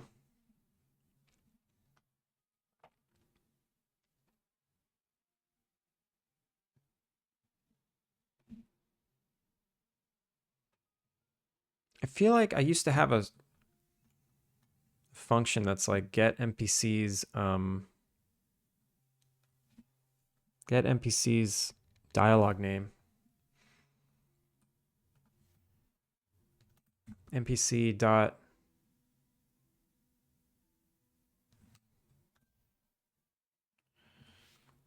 NPC dot dialogue name formatted NPC type underscore NPC name plus festival. I think this is what I need.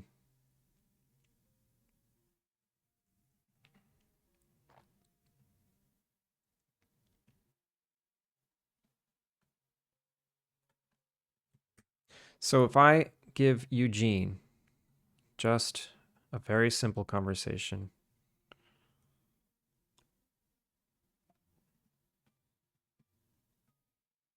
Where did it go? Where did it go?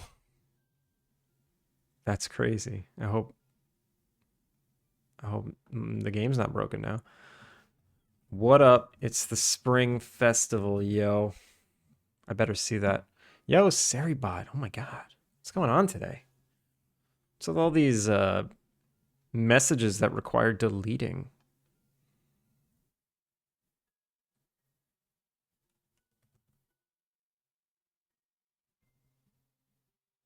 Did everybody have a good weekend? That's important information that I need to know. And I'm not being sarcastic. I genuinely want to know. Who did something fun? Raise your hand. Tell the class.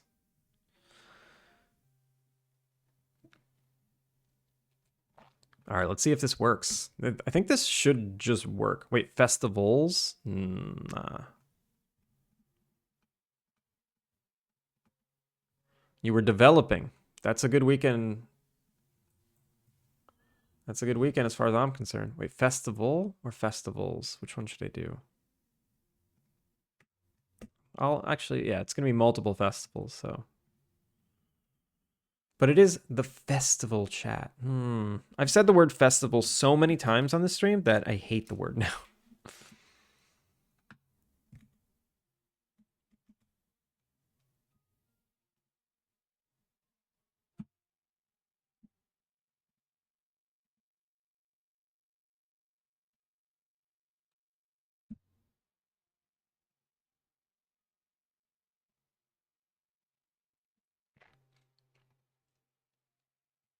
All right, it's the 2nd of spring.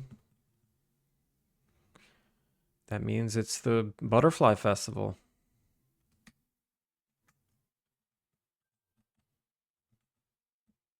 Here's all the butterflies. We go to Eugene. Hello, I'm Eugene Cole. He didn't do it. He didn't say the right thing. Why? Oh, I know why. I know why. I know why. It's because I changed the way I do festival date checking. So spring festival. So the date condition preset. I don't want it to be a relative day and month and then a season checkbox. I just want it to be a relative day and year. Nothing else. Just that's the day it is.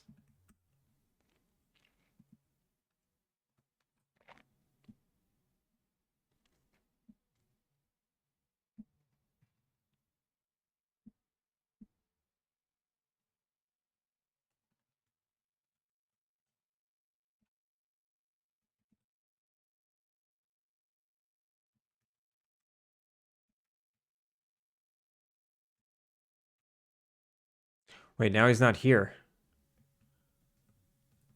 Okay. Okay.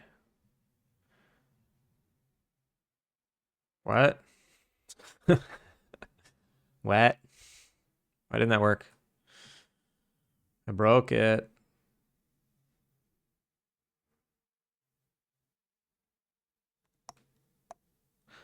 I think it's because get relative day and year starts at 0. That's what I think. So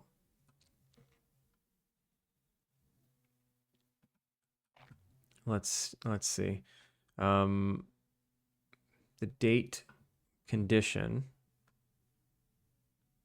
I'm comparing get relative day and year to a visible day. So I want to add 1. Or -1 from the day. Yo, Aptor, thank you for the follow. Welcome in. How are you? Yeah, I think this is right.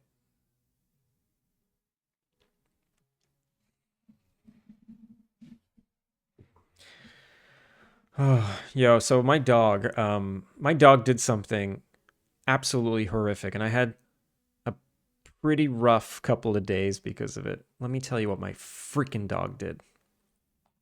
I went out to dinner on Sunday night, came back, And my dog is notorious for like getting in the garbage or like just ripping apart the recycling. She can't reach the garbage can, this current garbage can, so she's never gotten into this garbage can. But she'll like knock over recycling stuff because the recycling is just sitting in brown paper bags on the floor. But there's never anything she can get in trouble with. So what she did this time, she was very upset that we left her alone. And the plastic for the garbage, the plastic, I realize most of you are just in ads, but I'm describing what my dog did over the weekend. The plastic for my garbage can, like the bag that,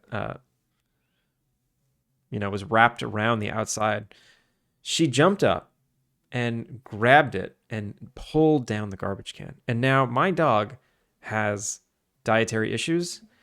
She's prone to get pancreatitis because of her surgeries and her cancers. So I have to monitor what she eats at all times. She pulls the garbage down onto the floor. And it was a day that it had a particularly large amount of food in this garbage.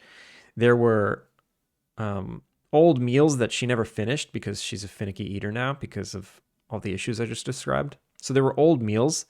There was some like old sausage that we didn't eat. There was like one little piece of chorizo left that was, and it was not, it was in there for a few days.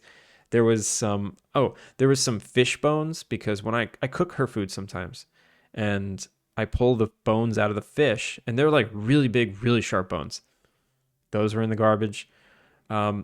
We made hamburgers one night and I poured the grease, the fat from the hamburgers into the garbage onto these pieces of foam, like packing stuff.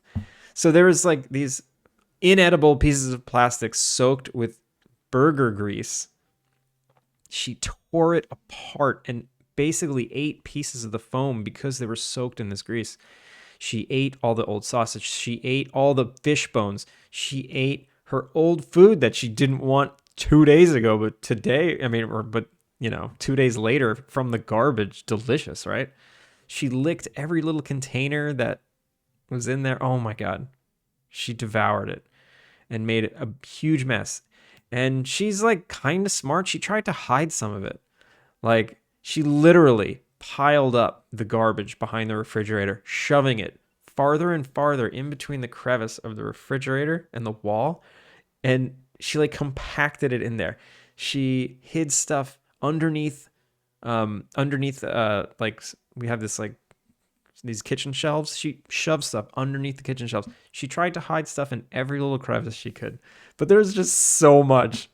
And eventually when we came home, she was sitting in like the entranceway, just staring up, looking guilty AF. Oh my God. I was like, what did you do? I peer around the corner. I see garbage spilling out of the kitchen. I'm like, oh no. And then I get into the kitchen. It's literally wall to wall garbage everywhere. I'm like, I lost my mind covering up the crime. Yeah, she tried her best to cover up the crime, but no, there's no covering it up. And it was disgusting. It was just disgusting. I was like on my hands and knees, scrubbing the floors clean. So she's not doing too well right now. She's not doing too well right now. She's just kind of napping and she's having a hard time walking because of it.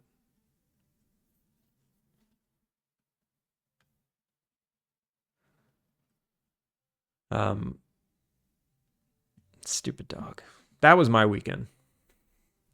Because I've just been taking care of her now and giving her painkillers because she's in pain.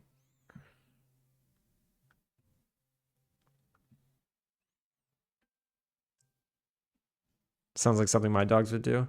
Yeah, and she's never done that before in like the 6 months we've lived here. She's never gotten into the garbage before. She's never cared. It was always like out of reach, but she gave it a go and she figured it out. Yo, Ryan. Ryan Arts, how are you? Damn. Welcome in, Raiders. Shout out to Ryan. Yo, how was your stream?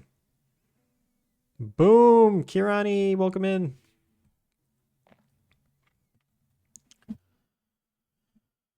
Hope she's okay though and feels better soon. Yeah, she'll be okay. She's getting better every day. I was talking about my dog for a second, and how stupid she is, but also smart at the same time.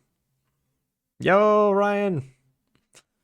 Tell us how your stream went. If you guys don't know Ryan, he pixel art, he's a pixel artist, pixel art animator, and C++ developer making a tower defense game.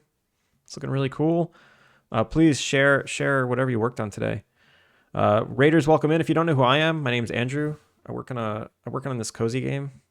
It's a life sim, Innkeeper-Sim, and today I'm working on festivals. I'm trying to get once a year festivals working, and I want all the characters to say special things and go to special locations in the town, and things to show up. So right now I'm working on this like test butterfly festival. Hello, nope, wrong dialogue. Never mind. This went good. Been animating a dragon today. Oh, nice.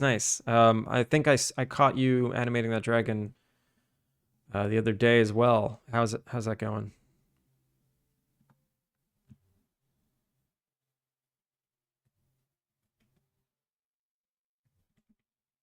I think I need underscores. Maybe that's the problem.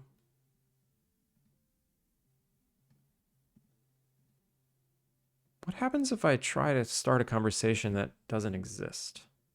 Maybe there's a failsafe.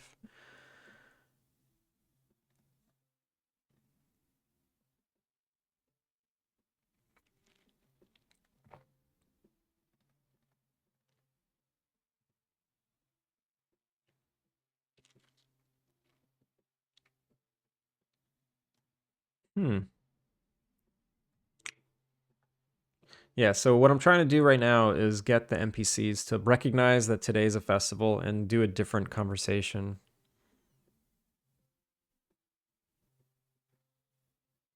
And I'm trying to make it in an intelligent way where I don't lose my mind. Relative days and year. Maybe the festival checks aren't working. No, they're definitely working. The festival appeared.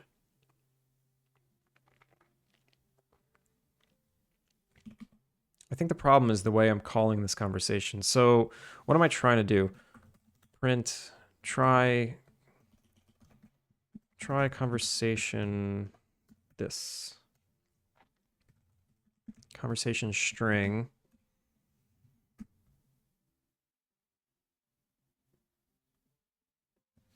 Yeah, let's try that. Yo, Mulak. Or Mullock. Welcome in. How are you?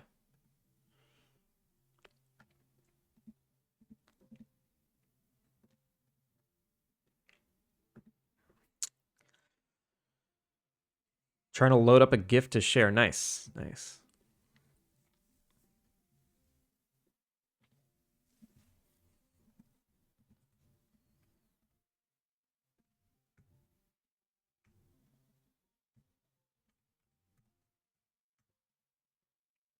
All right, so what's going on? If I talk. Hi. Oh, it didn't even... Wait. It didn't even... It didn't even register. Like, it didn't even print anything. So I think the problem is this function is today a festival. It's not working. Dragon Rider. Let's check it out. Nice. Look at that. This looks good. This looks great.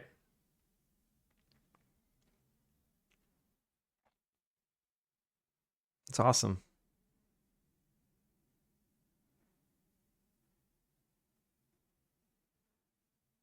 Very cool. Very cool.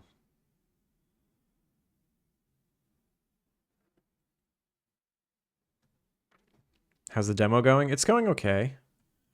Somebody found some pretty nasty bug today that no one else has told me about yet. I haven't heard anyone getting this nasty bug yet, but there's nothing I could do about it. I don't know how to diagnose that kind of stuff, these rare one-offs.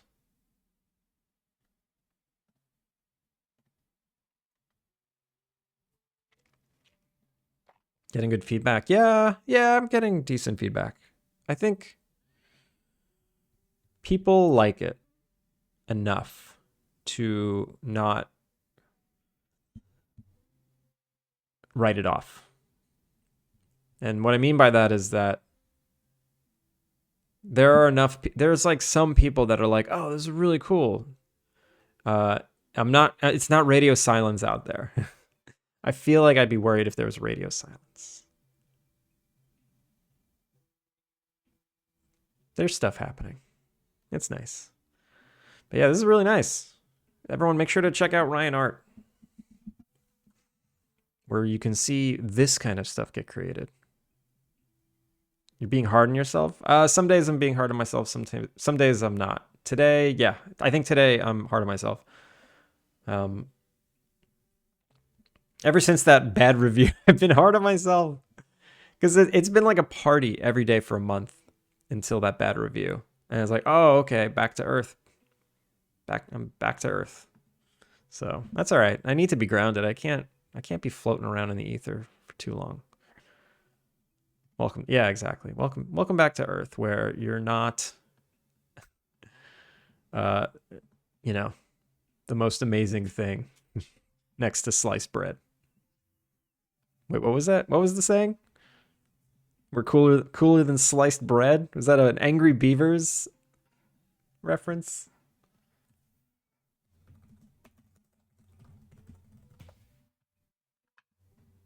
The best thing since sliced bread. There we go.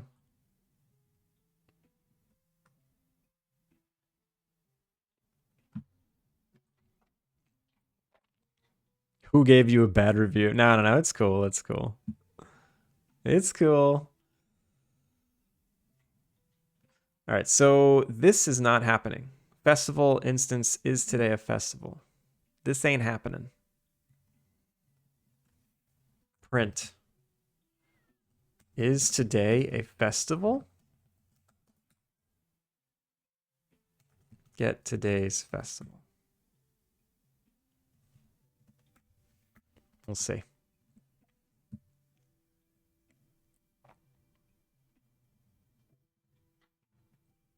Carol Jarter, not gonna lie, I still remember cutting my fingers as a kid while trying to slice bread.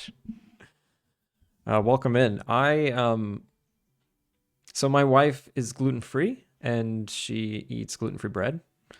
And we got these like gluten-free frozen muffins, and like an idiot, I was cutting it like this, you know? Like an idiot. And the bread just like cracked in half without me expecting it.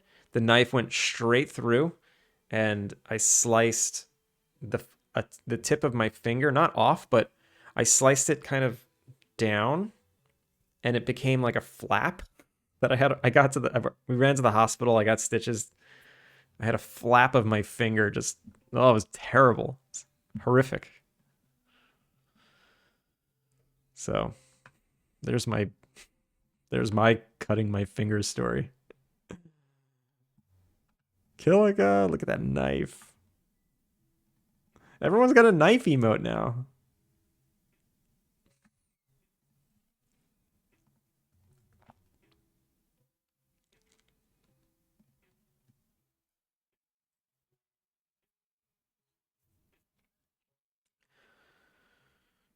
I have a scar from when I was 8. I was using a box cutter and I could see the inside of my hand. Oh, no, it's horrible.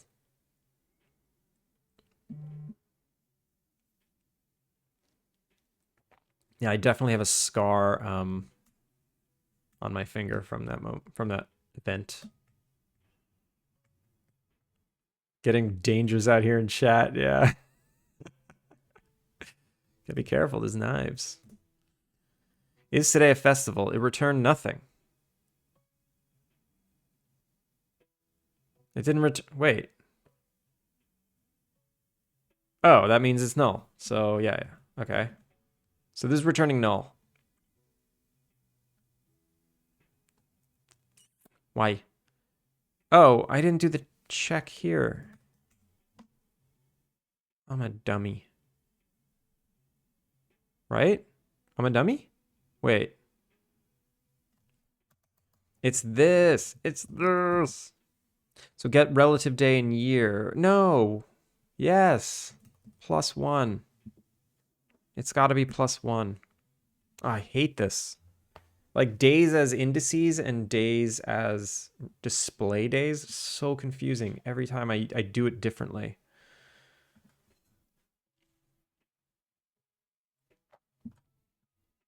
I was silently screaming because I didn't want to get in trouble for using a knife.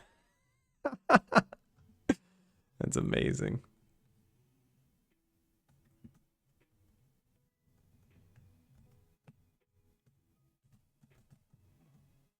All right.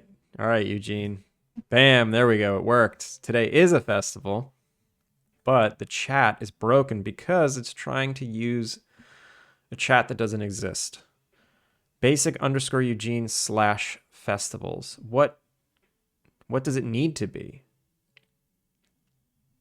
Gotta head to work, so I'll see you later. Have a good rest of your stream. Yo, have a good day at work. Smell you later. Must go snack. Good luck crushing your bugs. Ryan, thank you so much for the raid. Enjoy your snacks. Enjoy your snackies.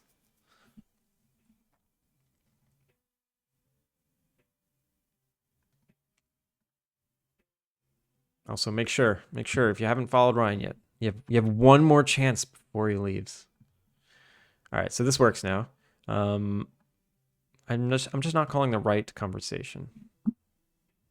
That should be an easy fix.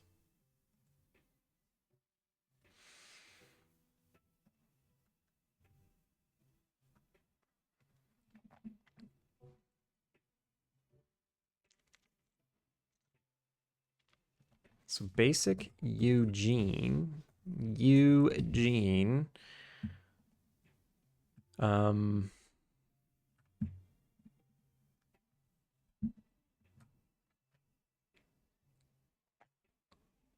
It's basic/Eugene/start.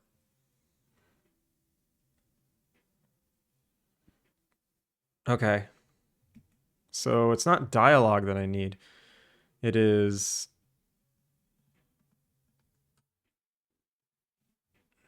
All right. I thought I had like a fancy helper. Conversation name. I do. I'm just using the wrong thing. NPC interactable conversation name/festivals. There we go. All right. This I expect to work. Let's do this.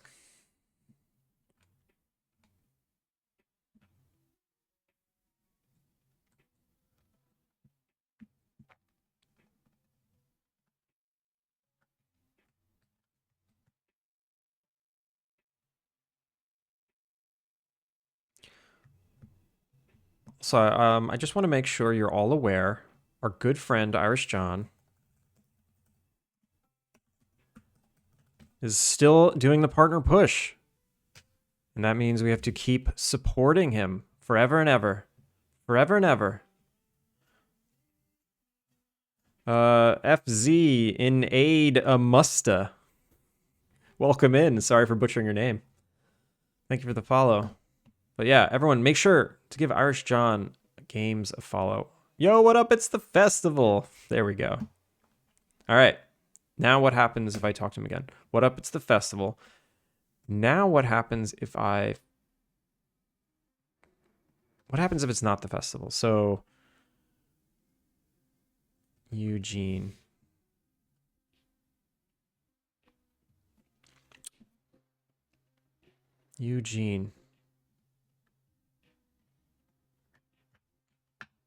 It says basic Eugene star. Okay, so it resets. We're good.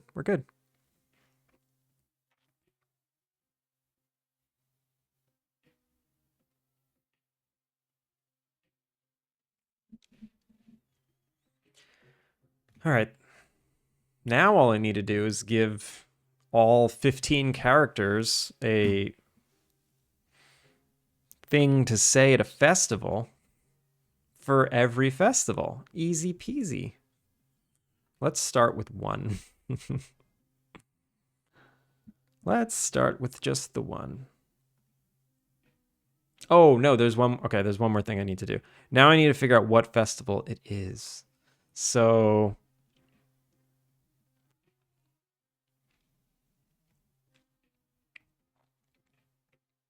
how do I do that? I need a condition. It can be, it should be, is today a festival?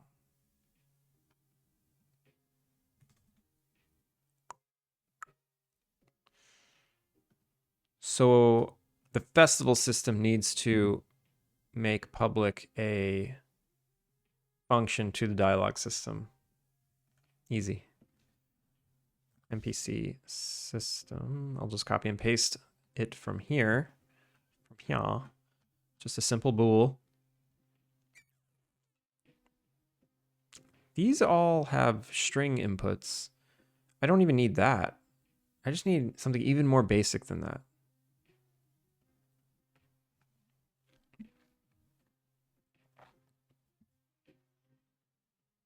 But yeah, I kept interrupting myself. Make sure you follow Irish John Games. Got to help him get to that partner. That partner level.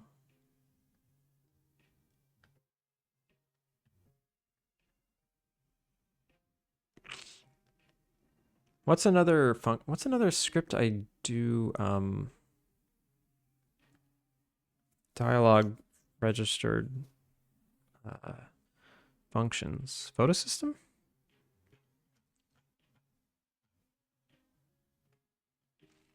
Yeah, is photo taken. Ah, that's still a string though. You know what? I think that's fine. I think all I got to do is take that out. All right. So in the festival system, we want to register the function is today a festival. Receives no input. We need using pixel crushers.dialog system, and I need to tell myself this is registered in the dialog system. Sometimes I forget. Don't need that anymore. We know it works. And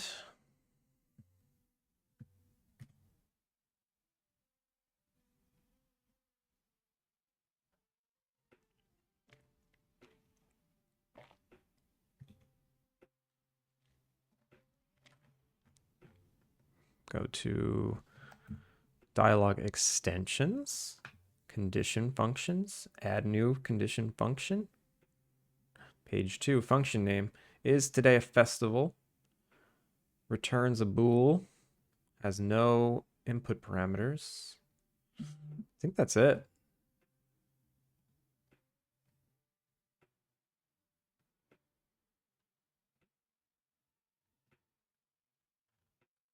I think that's it. So now here I can say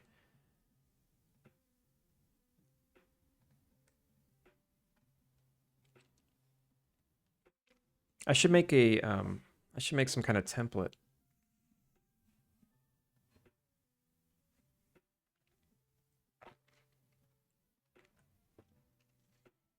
Oh wait, but I need to know which festival. I don't care if today is a festival. I just need to know which festival it is. So I do need to return something.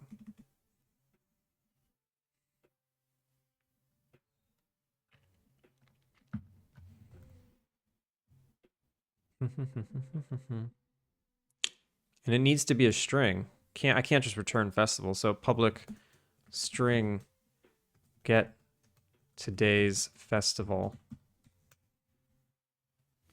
And I could return get today's festival dot name.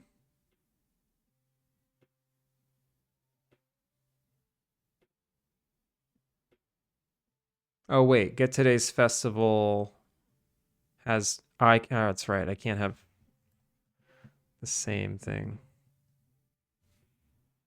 Get today's festival name. All right. Display name or ID? Festival ID. Okay, so now I want to return this. And then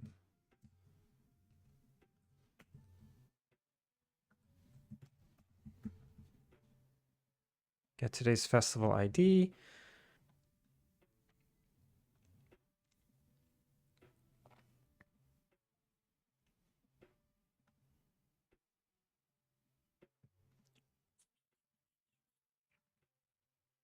And it's going to return a string. Still no parameter. Okay, now we're good. No, one more thing. I got to name it better. So these are all player, guest, pet, collection. This needs to be part of a category. Time. Is it time?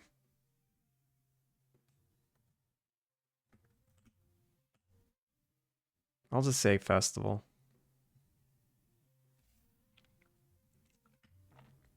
And then here I can say condition plus custom. Cyllin Horn, thank you for the follow. Welcome in. How are you? So festival, get today's festival, and I could say is festival spring A. If it's festival spring A, it didn't save that. Whoops.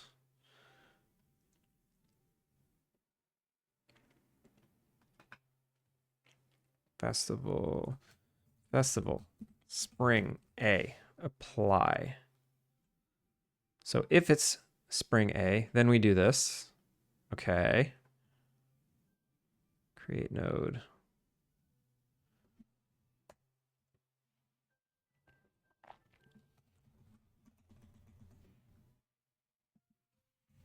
Festival spring A. I'll just have this here as a pass through. Make link. Make link.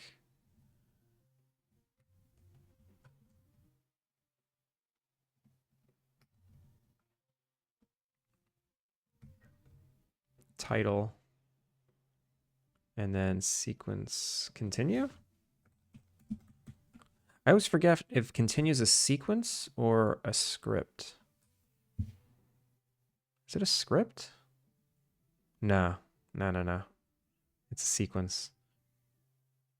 Revert. Okay. So this is just to organize myself.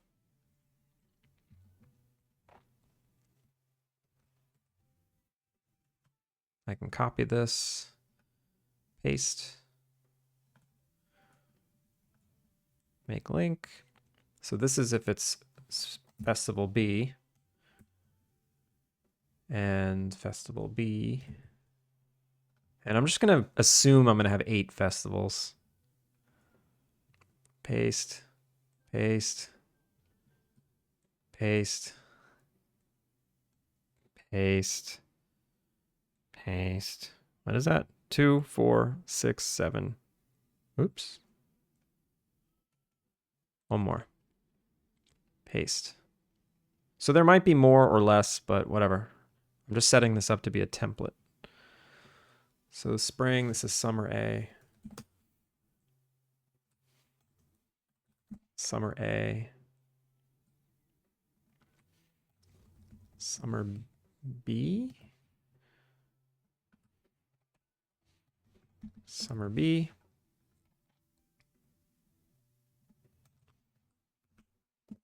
Fall. Fall. Fall B.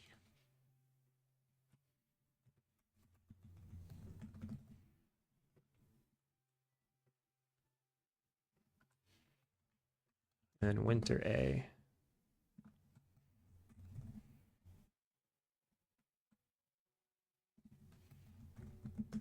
Winter B. All right, cool. Hook them all up.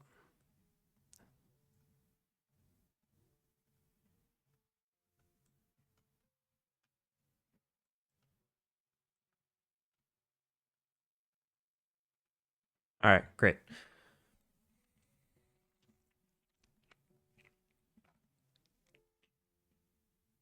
If they don't have anything here, it should just continue out of it. That's fine.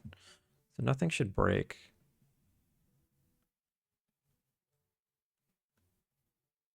And this is now each one of these is just a custom conversation for the day. It's perfect.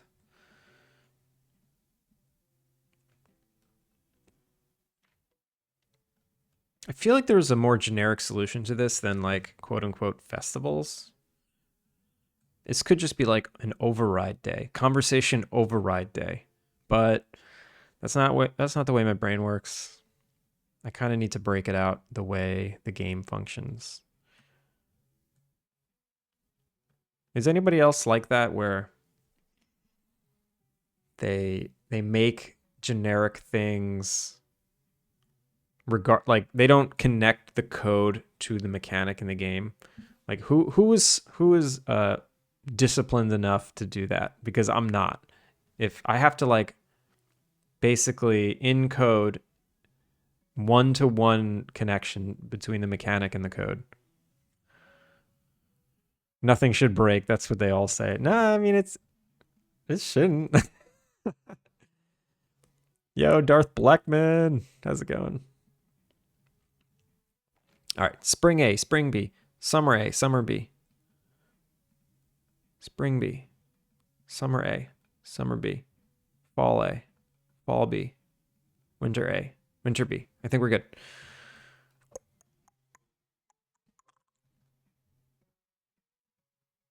And if I need to insert more festivals later, it should be easy.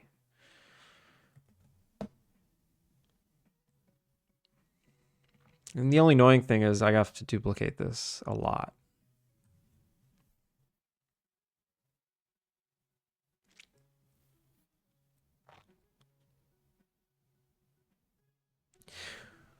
Actually, I probably could improve this a little better. This can be a generic funnel. And then this can dynamically go to the right NPC. Do I want to do that? Nah, I don't think so. What is this lovely behavior tree? I'm thinking if I want to get a tool like this or an asset that already does something like this. This is actually a dialogue tree. This isn't a behavior tree. I don't use behavior trees in this game. My AI is never that complicated. But this is great for dialogue systems, you know. I use a Pixel Crusher's dialogue system Unity asset. It's fantastic.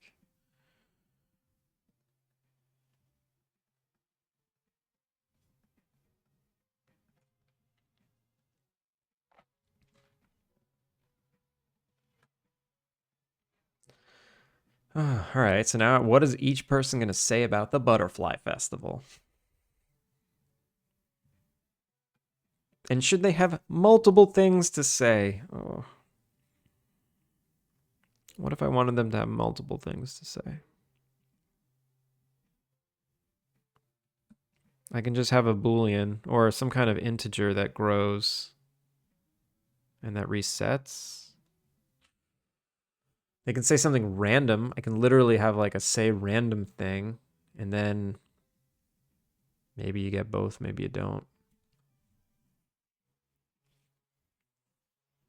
That's not good. If you have two things to say, you don't want it to just be random.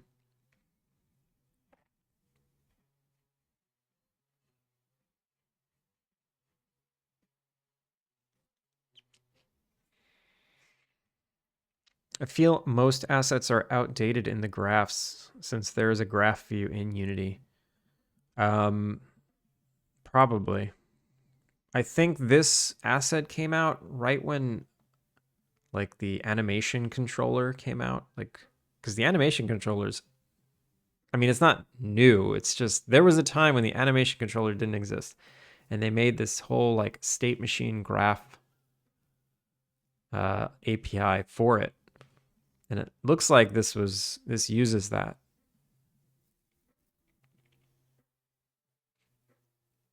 This does look like graph view. I'm actually not sure, but I thought it was like the same as the animation graph.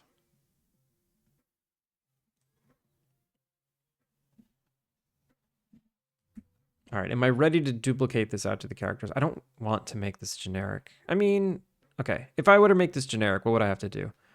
I'd have to trigger this, figure out what conversation to go to.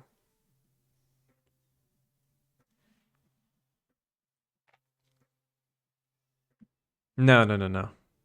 I'd rather do this. Okay, yeah.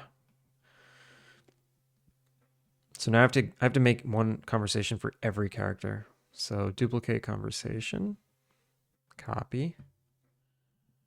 Now this is, I guess, Melissa.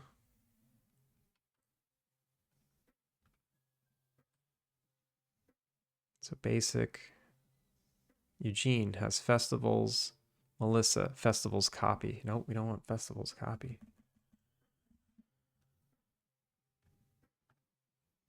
Duplicate. Carlos.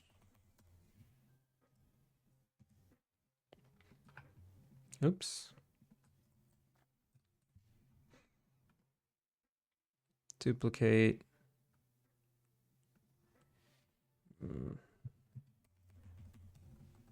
Ruby. Oh boy.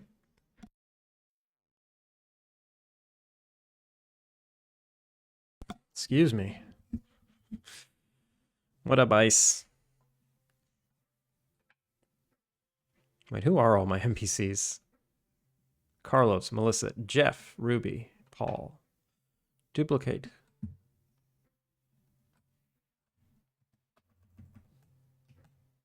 Jeff. Not much. Eating my carrots. Carrot sticks. Duplicate. Will Paul show up to the festivals? That's a good question. He lives in the forest. Does he want to come all the way to join the festivals? Yeah, why not? Duplicate.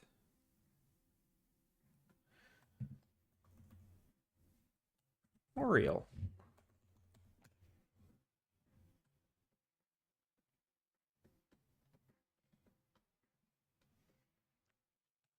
Vic.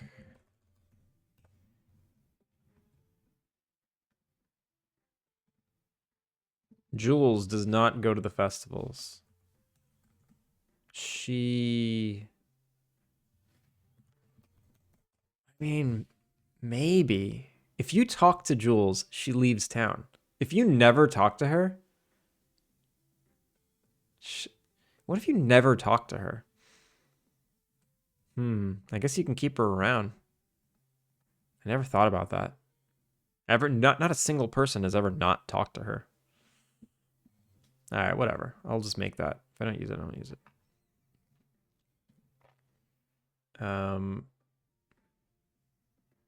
What's another kid? What's the other kid's name? Birch. Oh my god. I'm forgetting my own NPC's names. It's not good. And then Benji. Benji's Stella. Benji and Stella. And Jarf.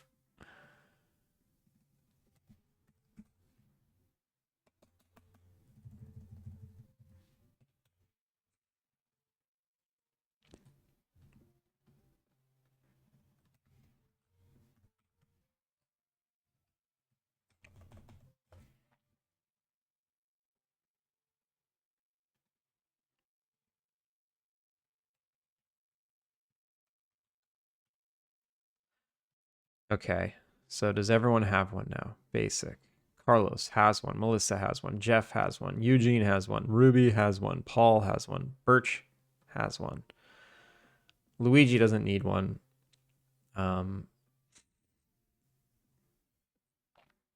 Oriole has one. Vic has one. Sophie doesn't need one. Jimmy doesn't need one. Jules has one. Benji has one.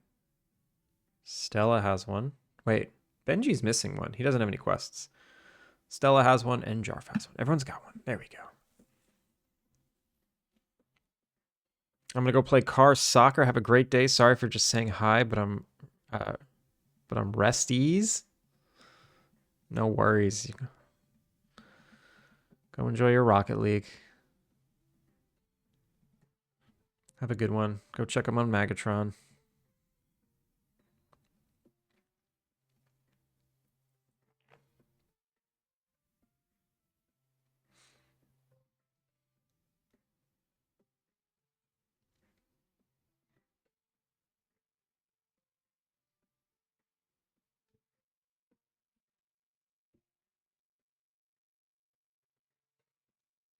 So you know Mag? I mean, I know that she's a streamer and that streams about this time. I've rated her a few times. That's about it. She's like an Unreal dev, right? It's a very small community, the software dev category.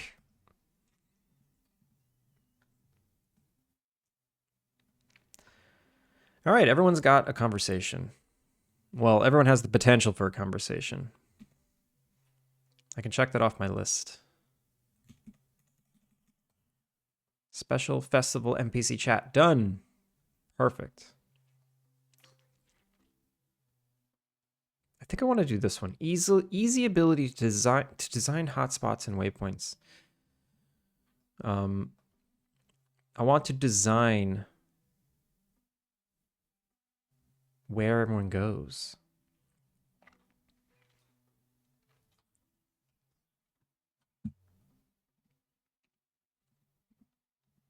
Load scene. But I don't really want to muddy up. I don't want to muddy up what's already here. That's one of the problems.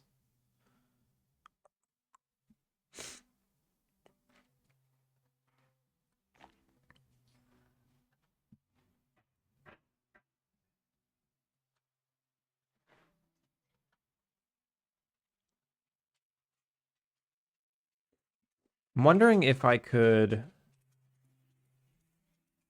How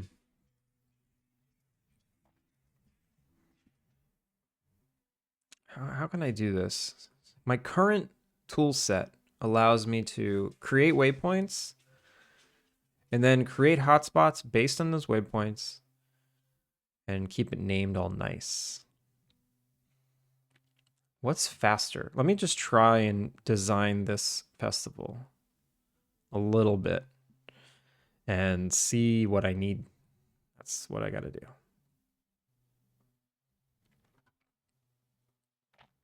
What I don't want to do actually is I don't want to create connections. I don't want to have to manage all their connections.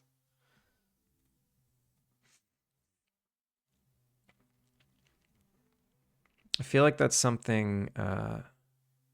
There's got to be a function out there to throw in like a bunch of a bunch of vertices and then pop out a spider web of connections to nearest neighbors.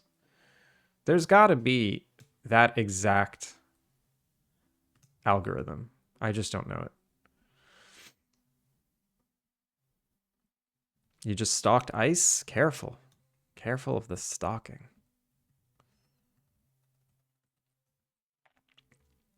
Navigation? No, waypoint editor. That's what I want. So what tools can I use here? Create new waypoint. So one thing is that my waypoint editor doesn't know what scene I'm in.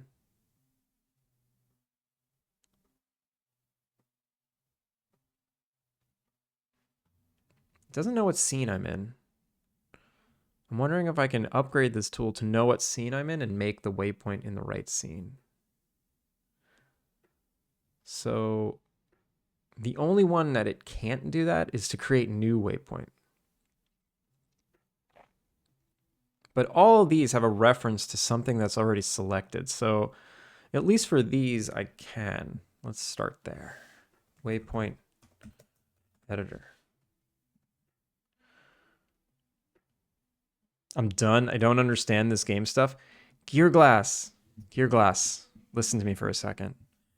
You started looking at it an hour and a half ago. It takes years to fully understand everything. The Fee, welcome in. Thank you for the follow. Taking a break. Okay. You just scared me for a sec because it takes years. It takes literally years. You're not going to learn in a day. You're not even going to make something. It's hard enough to even make something playable in a day. You got to start really small, really small. You can't just understand game stuff. Like I have a degree in this stuff and I'm still understanding every day. Exactly. So you got to be very, very patient. No, you can't just you can't just watch some YouTube tutorials and whip up a game in a day, especially in an hour and a half. You know, you said in the beginning of this stream, hey, I'm going to go learn something. Yeah, it's only been like an hour since then. Take your time, take a break, learn very small bits at a time, digestible chunks. Break it down into small steps so you can see your progress. Yeah.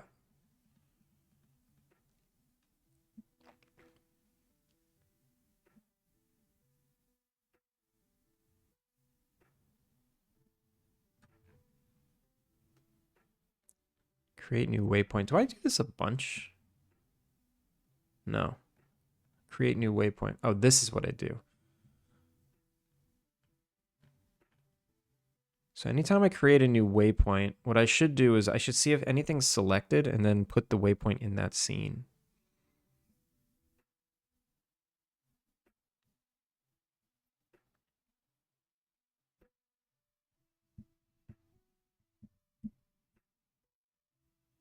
Get active scene.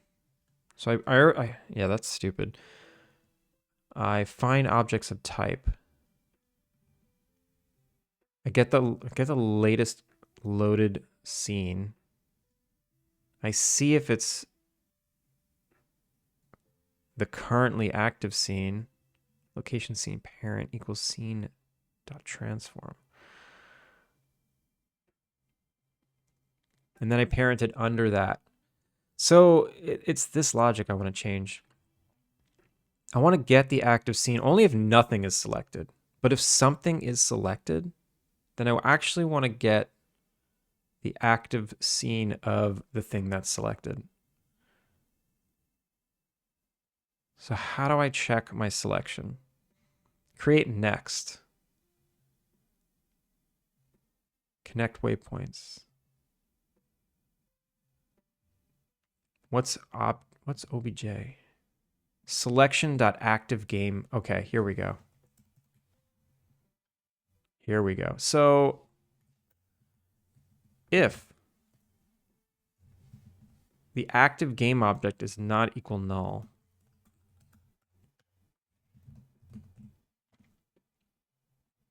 patience is annoying.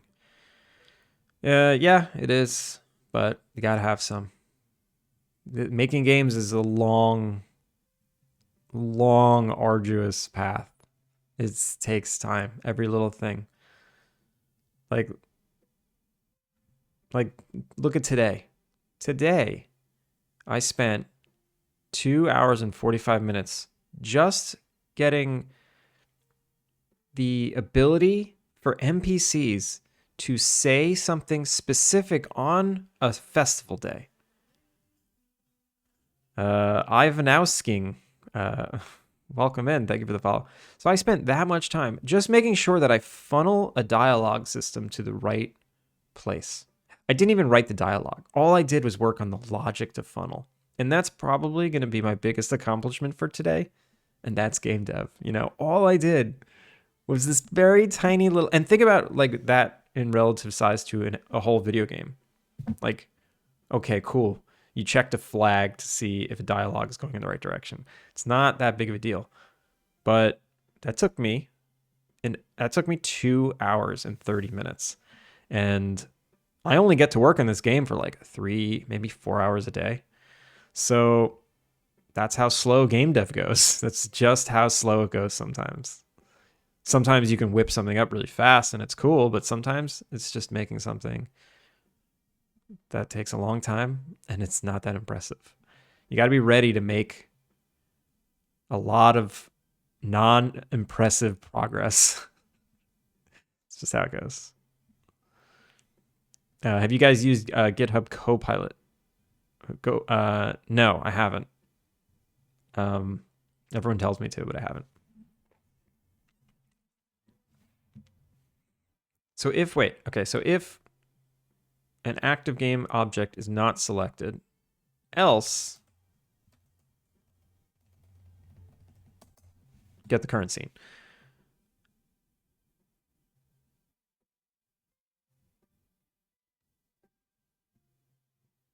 If something is selected, I want to check to see if it's a waypoint.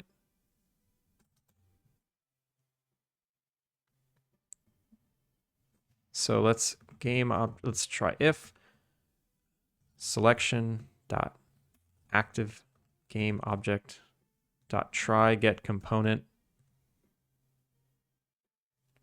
and I want to try and get the waypoint script. Out waypoint. Wait, it's not called waypoint. What is it?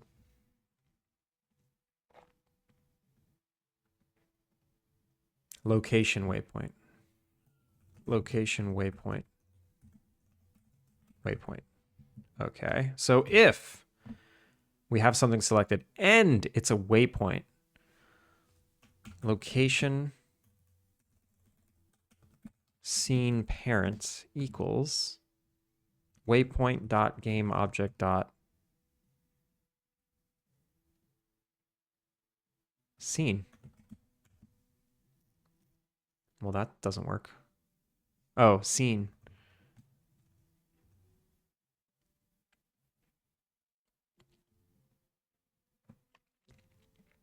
Oh, whoops. Scene.transform. Got it. Okay. Transform.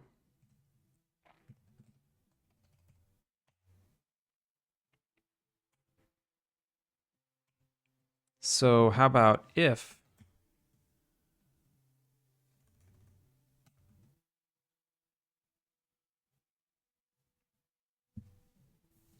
this logic is funny. So I kind of want to do this loop twice. I want to go through every location scene first.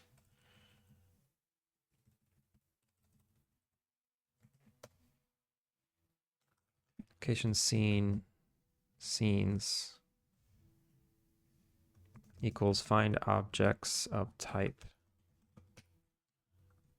location scene.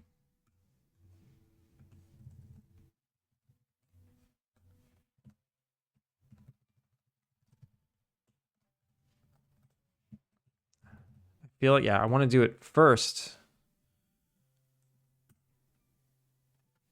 And then for each, and then I want to do it again only if location scene parent equals null. If it equals null, do it again.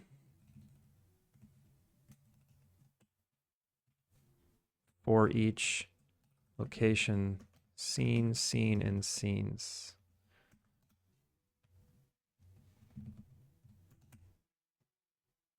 Okay. So I cycle through all of them. I find the active scene of the selected object. If nothing's selected, that means nothing was set. Then do it again and get the active scene. Easy. Okay. Woo. That was painful. I advise using it. You advise using it. It is broken. Made a script, type in a square bracket, and then because of the name of my script, it put in all the correct code based off the name. Wait, what do you mean it's broken then? You mean it's broken in a good way? I've seen it do some crazy stuff. The thing that looks cool is you just write the comment. This is what I want it to do. And then you can hit tab and it tries, right? It's like overpowered, yeah. It's OP. I should try it. I don't know. I don't have it. I've been lazy. I just uploaded a YouTube short literally talking about this. I'm just lazy. I just haven't installed it.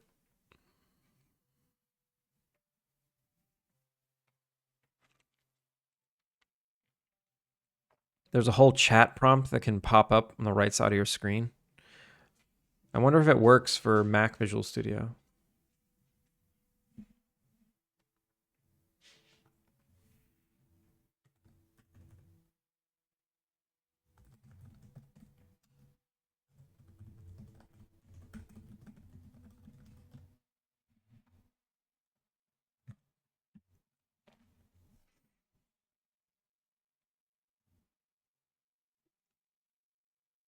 All right, so now the whole reason I did this is so I could select this, which is not the active scene, go into the waypoint editor and say create next. Boom. And it created it here instead of in my active scene. So now I don't have to worry about switching my active scene.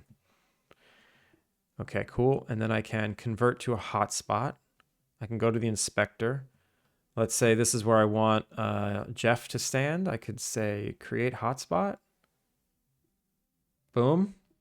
I go here. Basic hotspot in. Okay, so it's grabbing the active scene. It's not grabbing the scene that this object is in. So there's something I need to change. Here I get active scene, but that's not what I want. If the scene equals the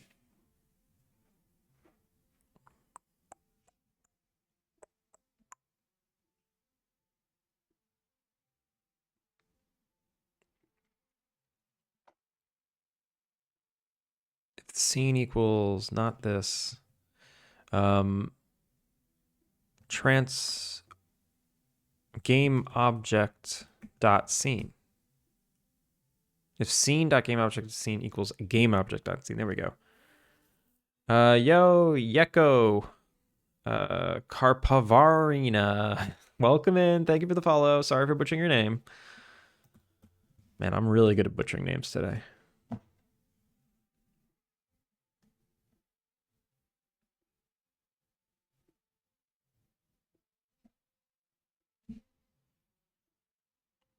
Use Rider, but also have it on VS for Windows. Yeah, if someone can do the research for me and send me a link, then I might have enough energy to install it. Otherwise, I probably will never use it. So something has to be selected because this button can't be pressed without something being selected. So if the scene, okay, this should be good. This should be good. So I just want to delete this thing that was just created. Delete. Select this again.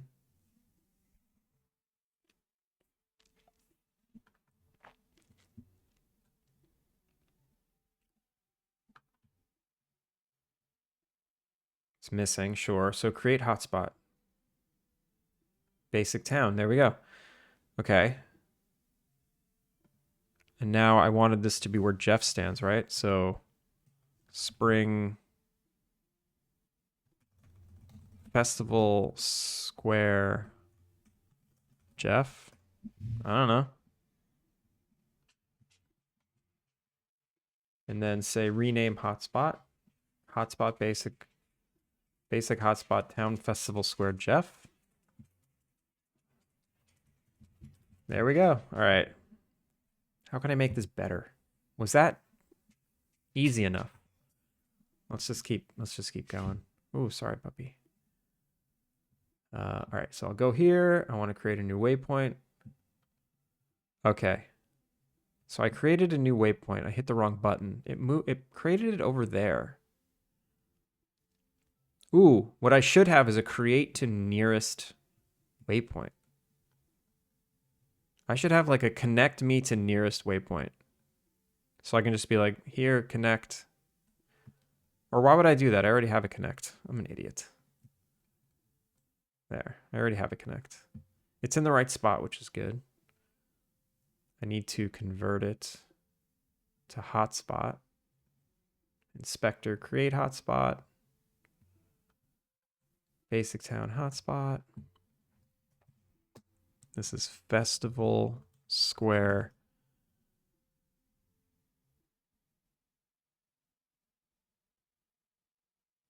Festival Square what? I don't know. Ruby. Festival Square Ruby. Do these need any settings? No, not really. Select it. Rename hotspot.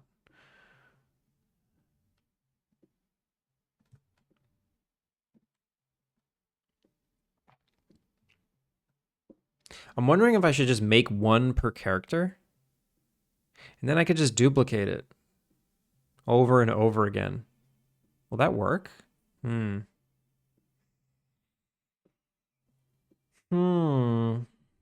What happens if I select all these and hit connect?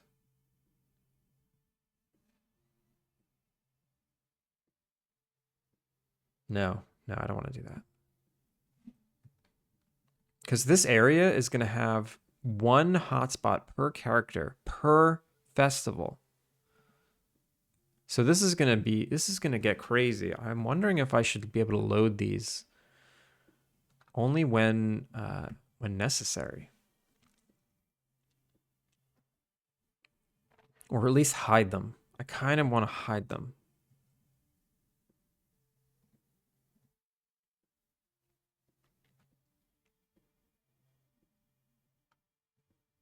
Maybe I put these into subgroups and have visibility options for their debug.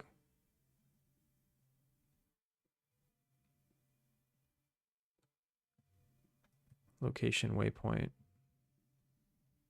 On drug gizmo. Let's just have a show gizmo option.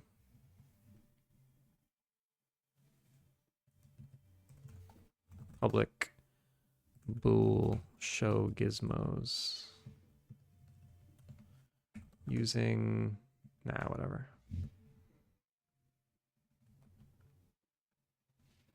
If show gizmos return. Oops. This needs to be true.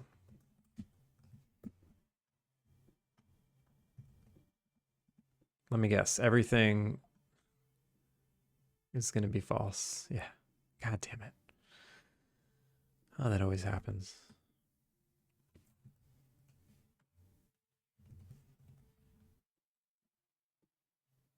Come back, everything.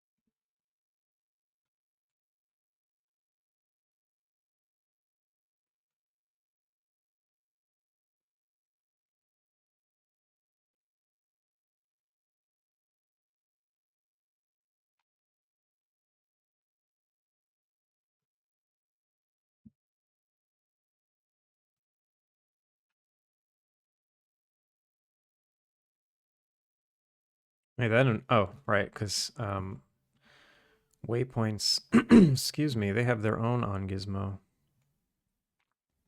On drug gizmo. If show gizmos return.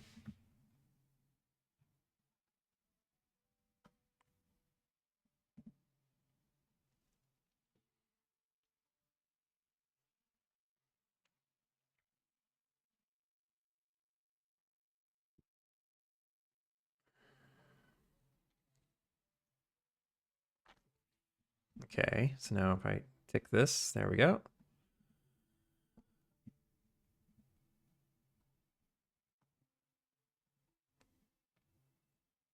So I have code that looks at these parents. So I can't really put them in subgroups unless I change that code. It's really annoying, actually. That's so stupid. No, I should change the code. Don't be forced into this gigantic, ugly thing. Actually, you know what I could do? I could just make game objects that organize my stuff. Spring Festival A. Oops.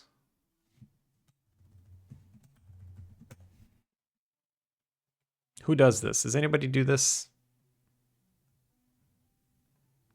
So now anything below this will just be that.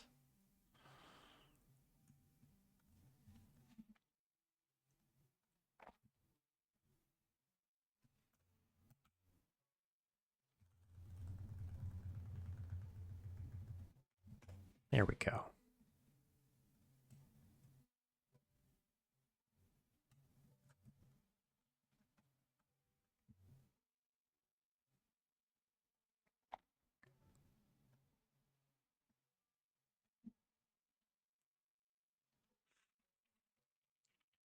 So I need one per character.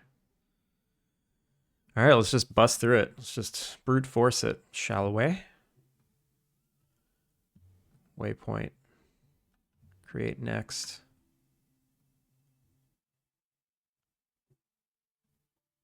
How many do I need? 1, 2, 3. How many characters do I have? What did I say? I need 1, 2, 3, 4, 5, 6, 7, 8, 9, 10, 11, 12. I need 12 of these waypoints.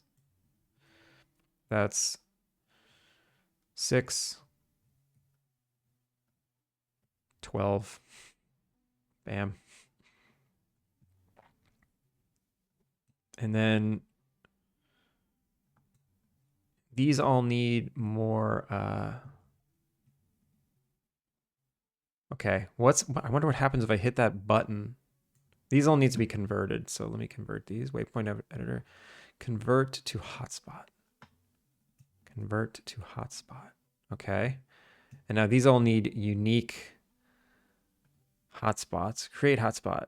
I don't know what happens if I have multiple selected. We're going to find out. So it looks like it makes... Ooh. It doesn't intelligently make new hotspots. It overwrites the same one over and over. Oh, look. Oh, it didn't even serialize these. It couldn't save it. It couldn't save it because I was trying to do it. I was trying to do it with one name. So this one is just going to be like Festival Square Carlos. And then I'll save this one. Oh God, where'd it go? Move it in here. So this doesn't exist. This scriptable object is not serialized, but for some reason, you can still select it. I'll create a new one. So now this one exists. Festival Square. Copy and paste that. And then this is, so we have Carlos, Eugene, Jeff, Ruby, Birch.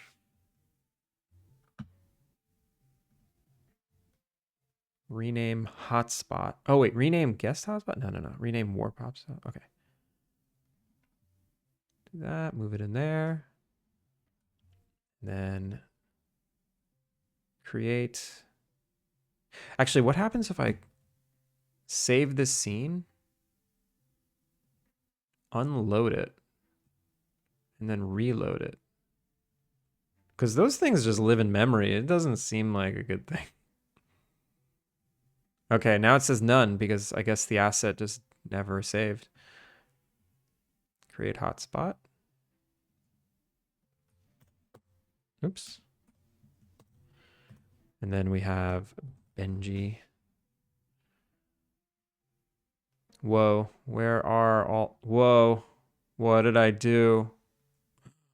Where are all the waypoints? Oh, they don't show up right away. Okay, there they are. Yeah, I just scared the crap out of myself. Rename hotspot. It's Benji.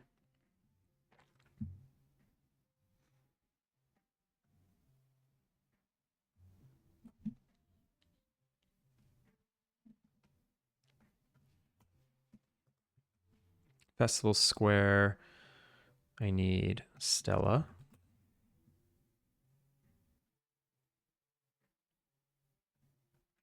Rename hotspot.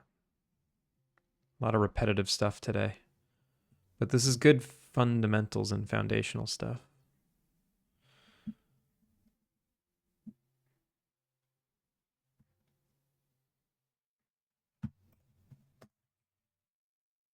And then we need Vic. Rename hotspot.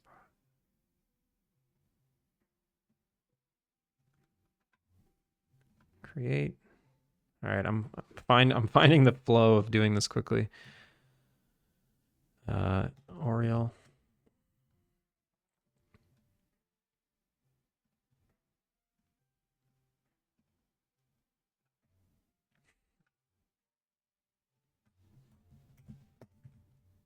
Jarf. Frickin' Jarf.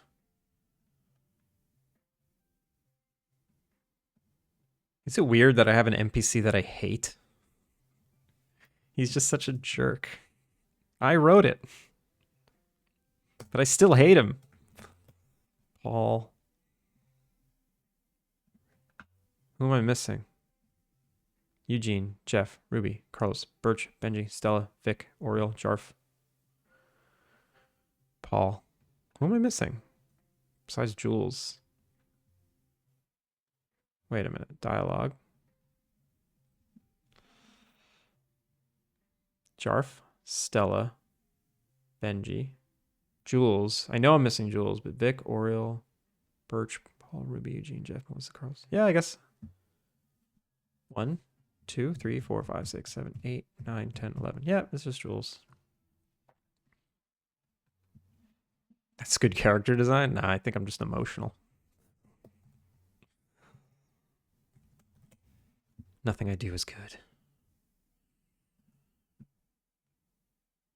See how emo I am?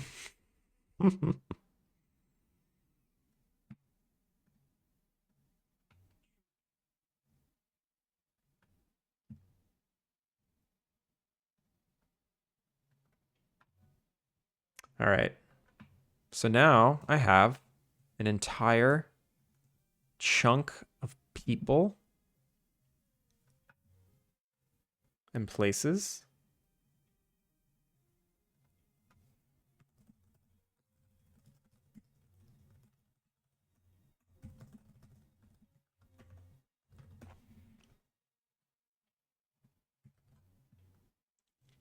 And now I need schedules for everyone. Oh my God. Jeff, schedule. Let me grab Eugene's schedule and duplicate that 13 times. Oh my God. So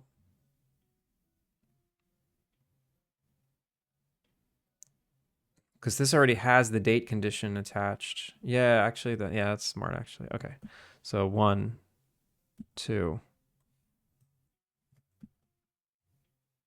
So that's 5, 9, 10, 11, 12. Okay.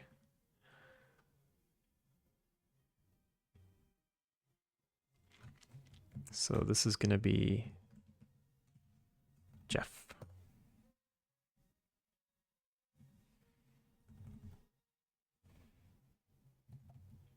Jeff, spring schedule. This is going to be Carlos. Carlos Festival.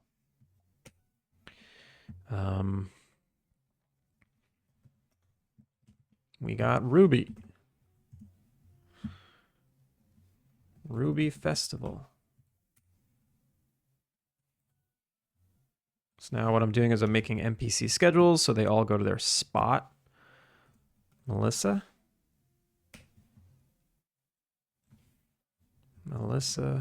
Festival. I didn't make one for her. What? Oh, I missed her. Oops.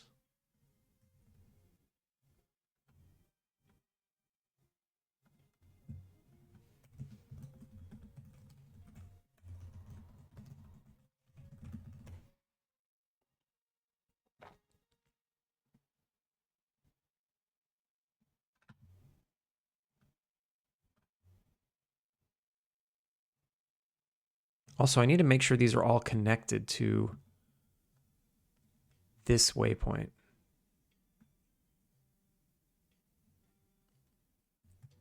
So I need to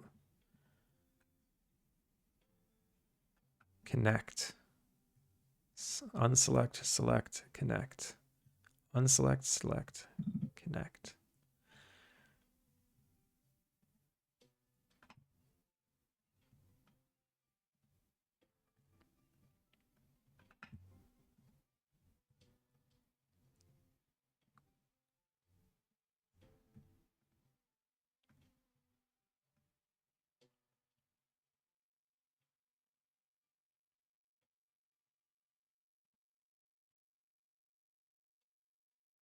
Okay.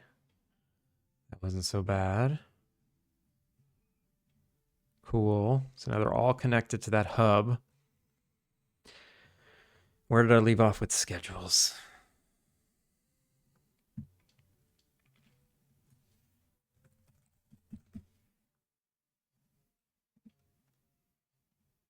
So I made Melissa's, but I did not hook it up.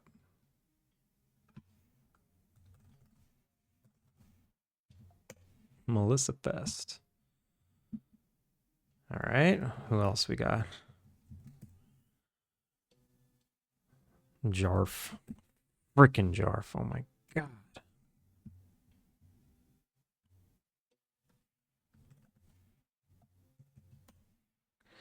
And then we got Oriole.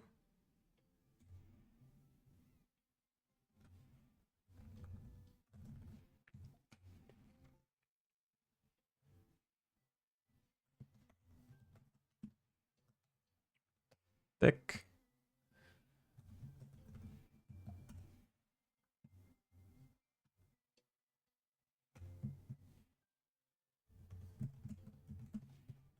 Benji.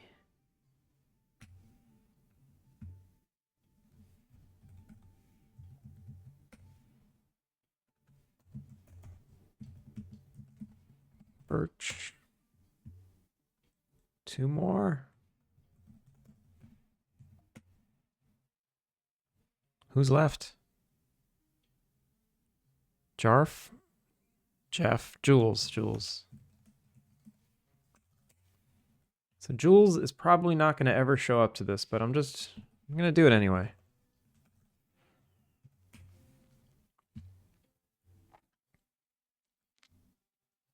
And then finally, Paul. Good old Paul. Paul's never left his cabin.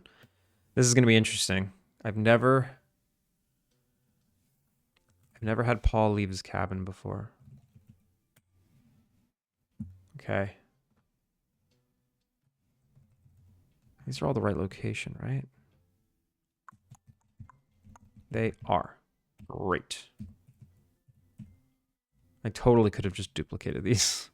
I didn't need to make a tool that did that. Whatever.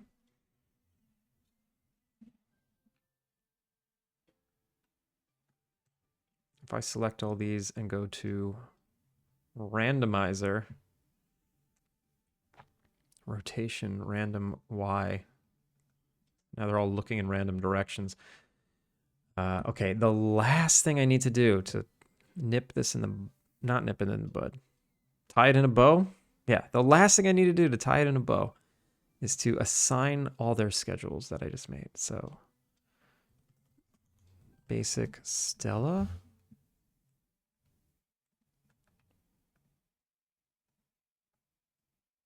So basic Benji needs his new schedule. Spring Festival. Birch. Spring Festival. Carlos Spring Festival. Jorf Spring Festival. Jeff Spring Festival.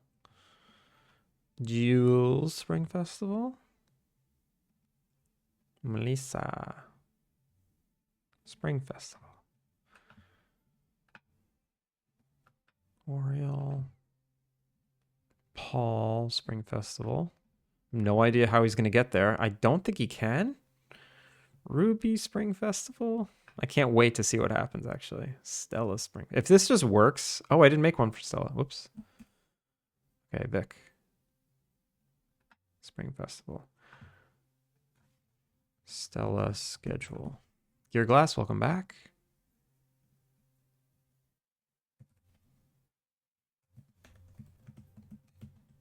Stella. Stella.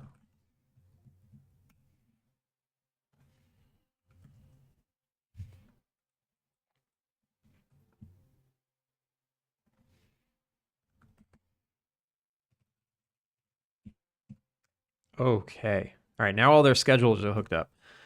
If I hit play, everyone should immediately start walking toward the festival. And we'll see what happens.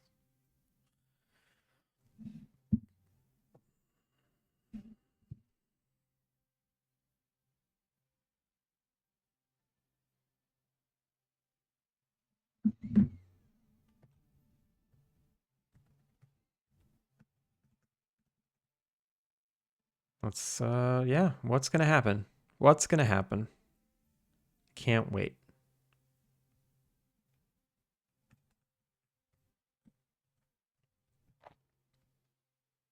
Everyone should be right here. Look at that. Look at that. They're all here. They're all here. No errors. No errors. Let's go. And there's a festival. Bam. Oh. No errors. Yeah, right. Get festival's ID. Why did that crash? Oh, God. Why? Lua code return get today's festival ID. Through exception, try to invoke a function call.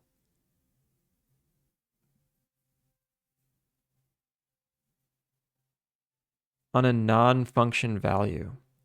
If you are calling a function, is it registered with Lua? Yeah.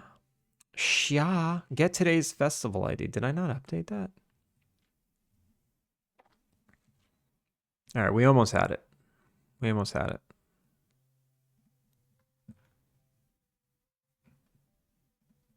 Get today's festival ID. Oh, because it's festival. Oh, no, I duplicated them all. I got to go into every single one and change it. Maybe?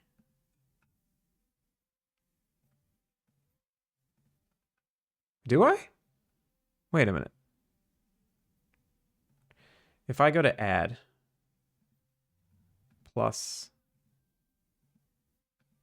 custom festival get ID whatever apply. No, I don't.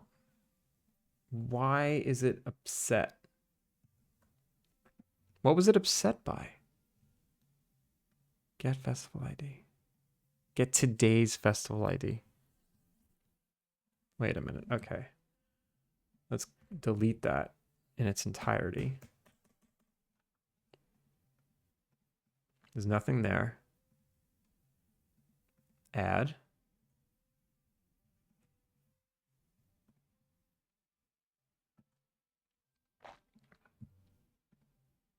Festival. Get today's festival ID. Spring. Spring. No. Festival Spring A. Apply. Oh, yeah. And what happens if it's nothing? What happens if we get here and it's nothing? Well, we should never get here and it's nothing. So hopefully, I don't know. I'm just not going to worry about that right now. Yeah, look at that. Oh, maybe this ID is coming back null?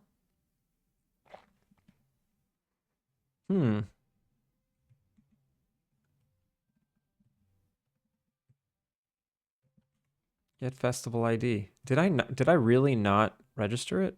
Let's see. I go to festival system.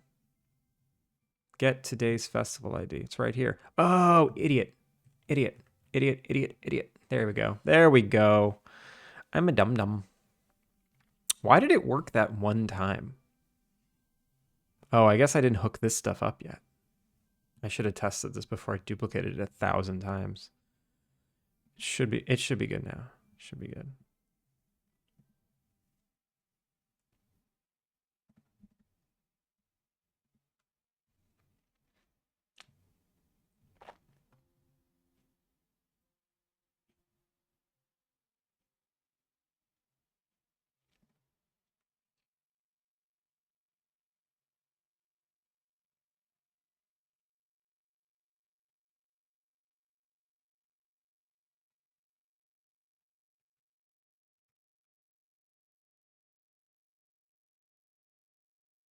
If I speed here really quickly, where is everybody?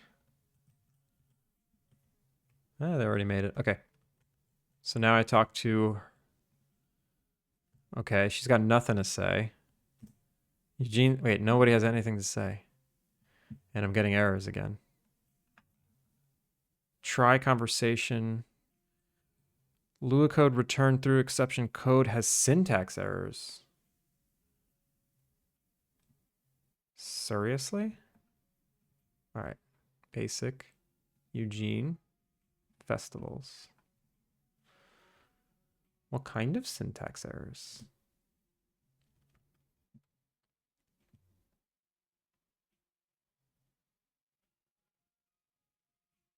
Why?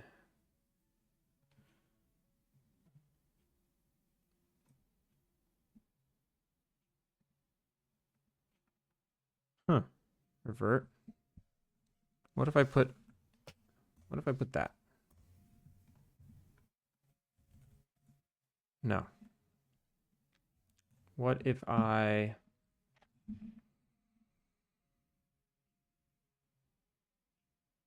Lua code return through oh, wait a minute. Deet. Turtle power. I have to say that this is a bool, right? Yeah. No. No, returns a string. That's right. Returns a string. Code has syntax errors.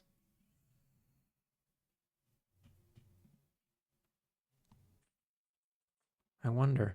All right, well, I think this is good progress for the day. We're going to raid out.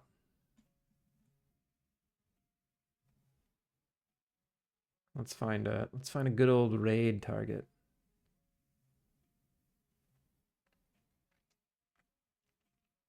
I think I know where we're going to go.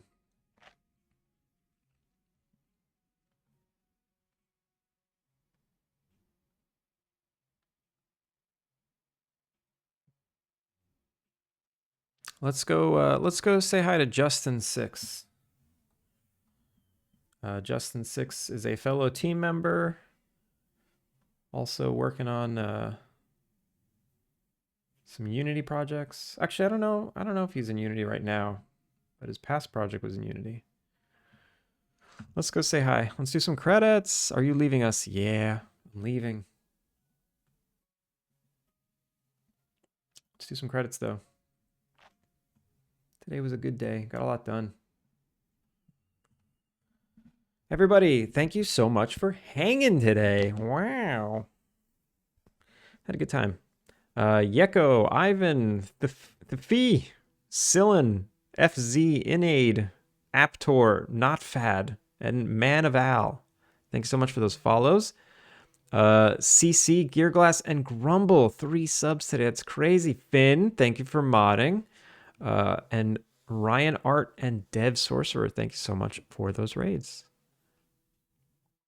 I only need 2,000 more points to get in the credits. You'll get there. You'll get there. Kilika, have a great day. Have a great rest of your day. Let's do some raid and raid Justin6. I'll be back tomorrow. Make sure if you haven't already, give Alpine Lake a wish list. I think when we got raided, I never even I never even prompted that thing. But yeah, we have a Steam page. You can give Alpine Lake a wish list. I would appreciate it. That would be nice. You can also play the demo. The demo's free, as usual. What else do I got? I got nothing. That was it. A nice, easy little stream. Getting stuff done. I like it. I'll fix this bug tomorrow. I'm sure it's a very simple, stupid fix.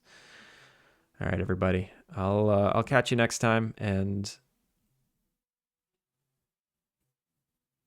I'm an idiot. It's because it's not a. I just realized why that bug is happening. Because it's yeah. I'll fix it.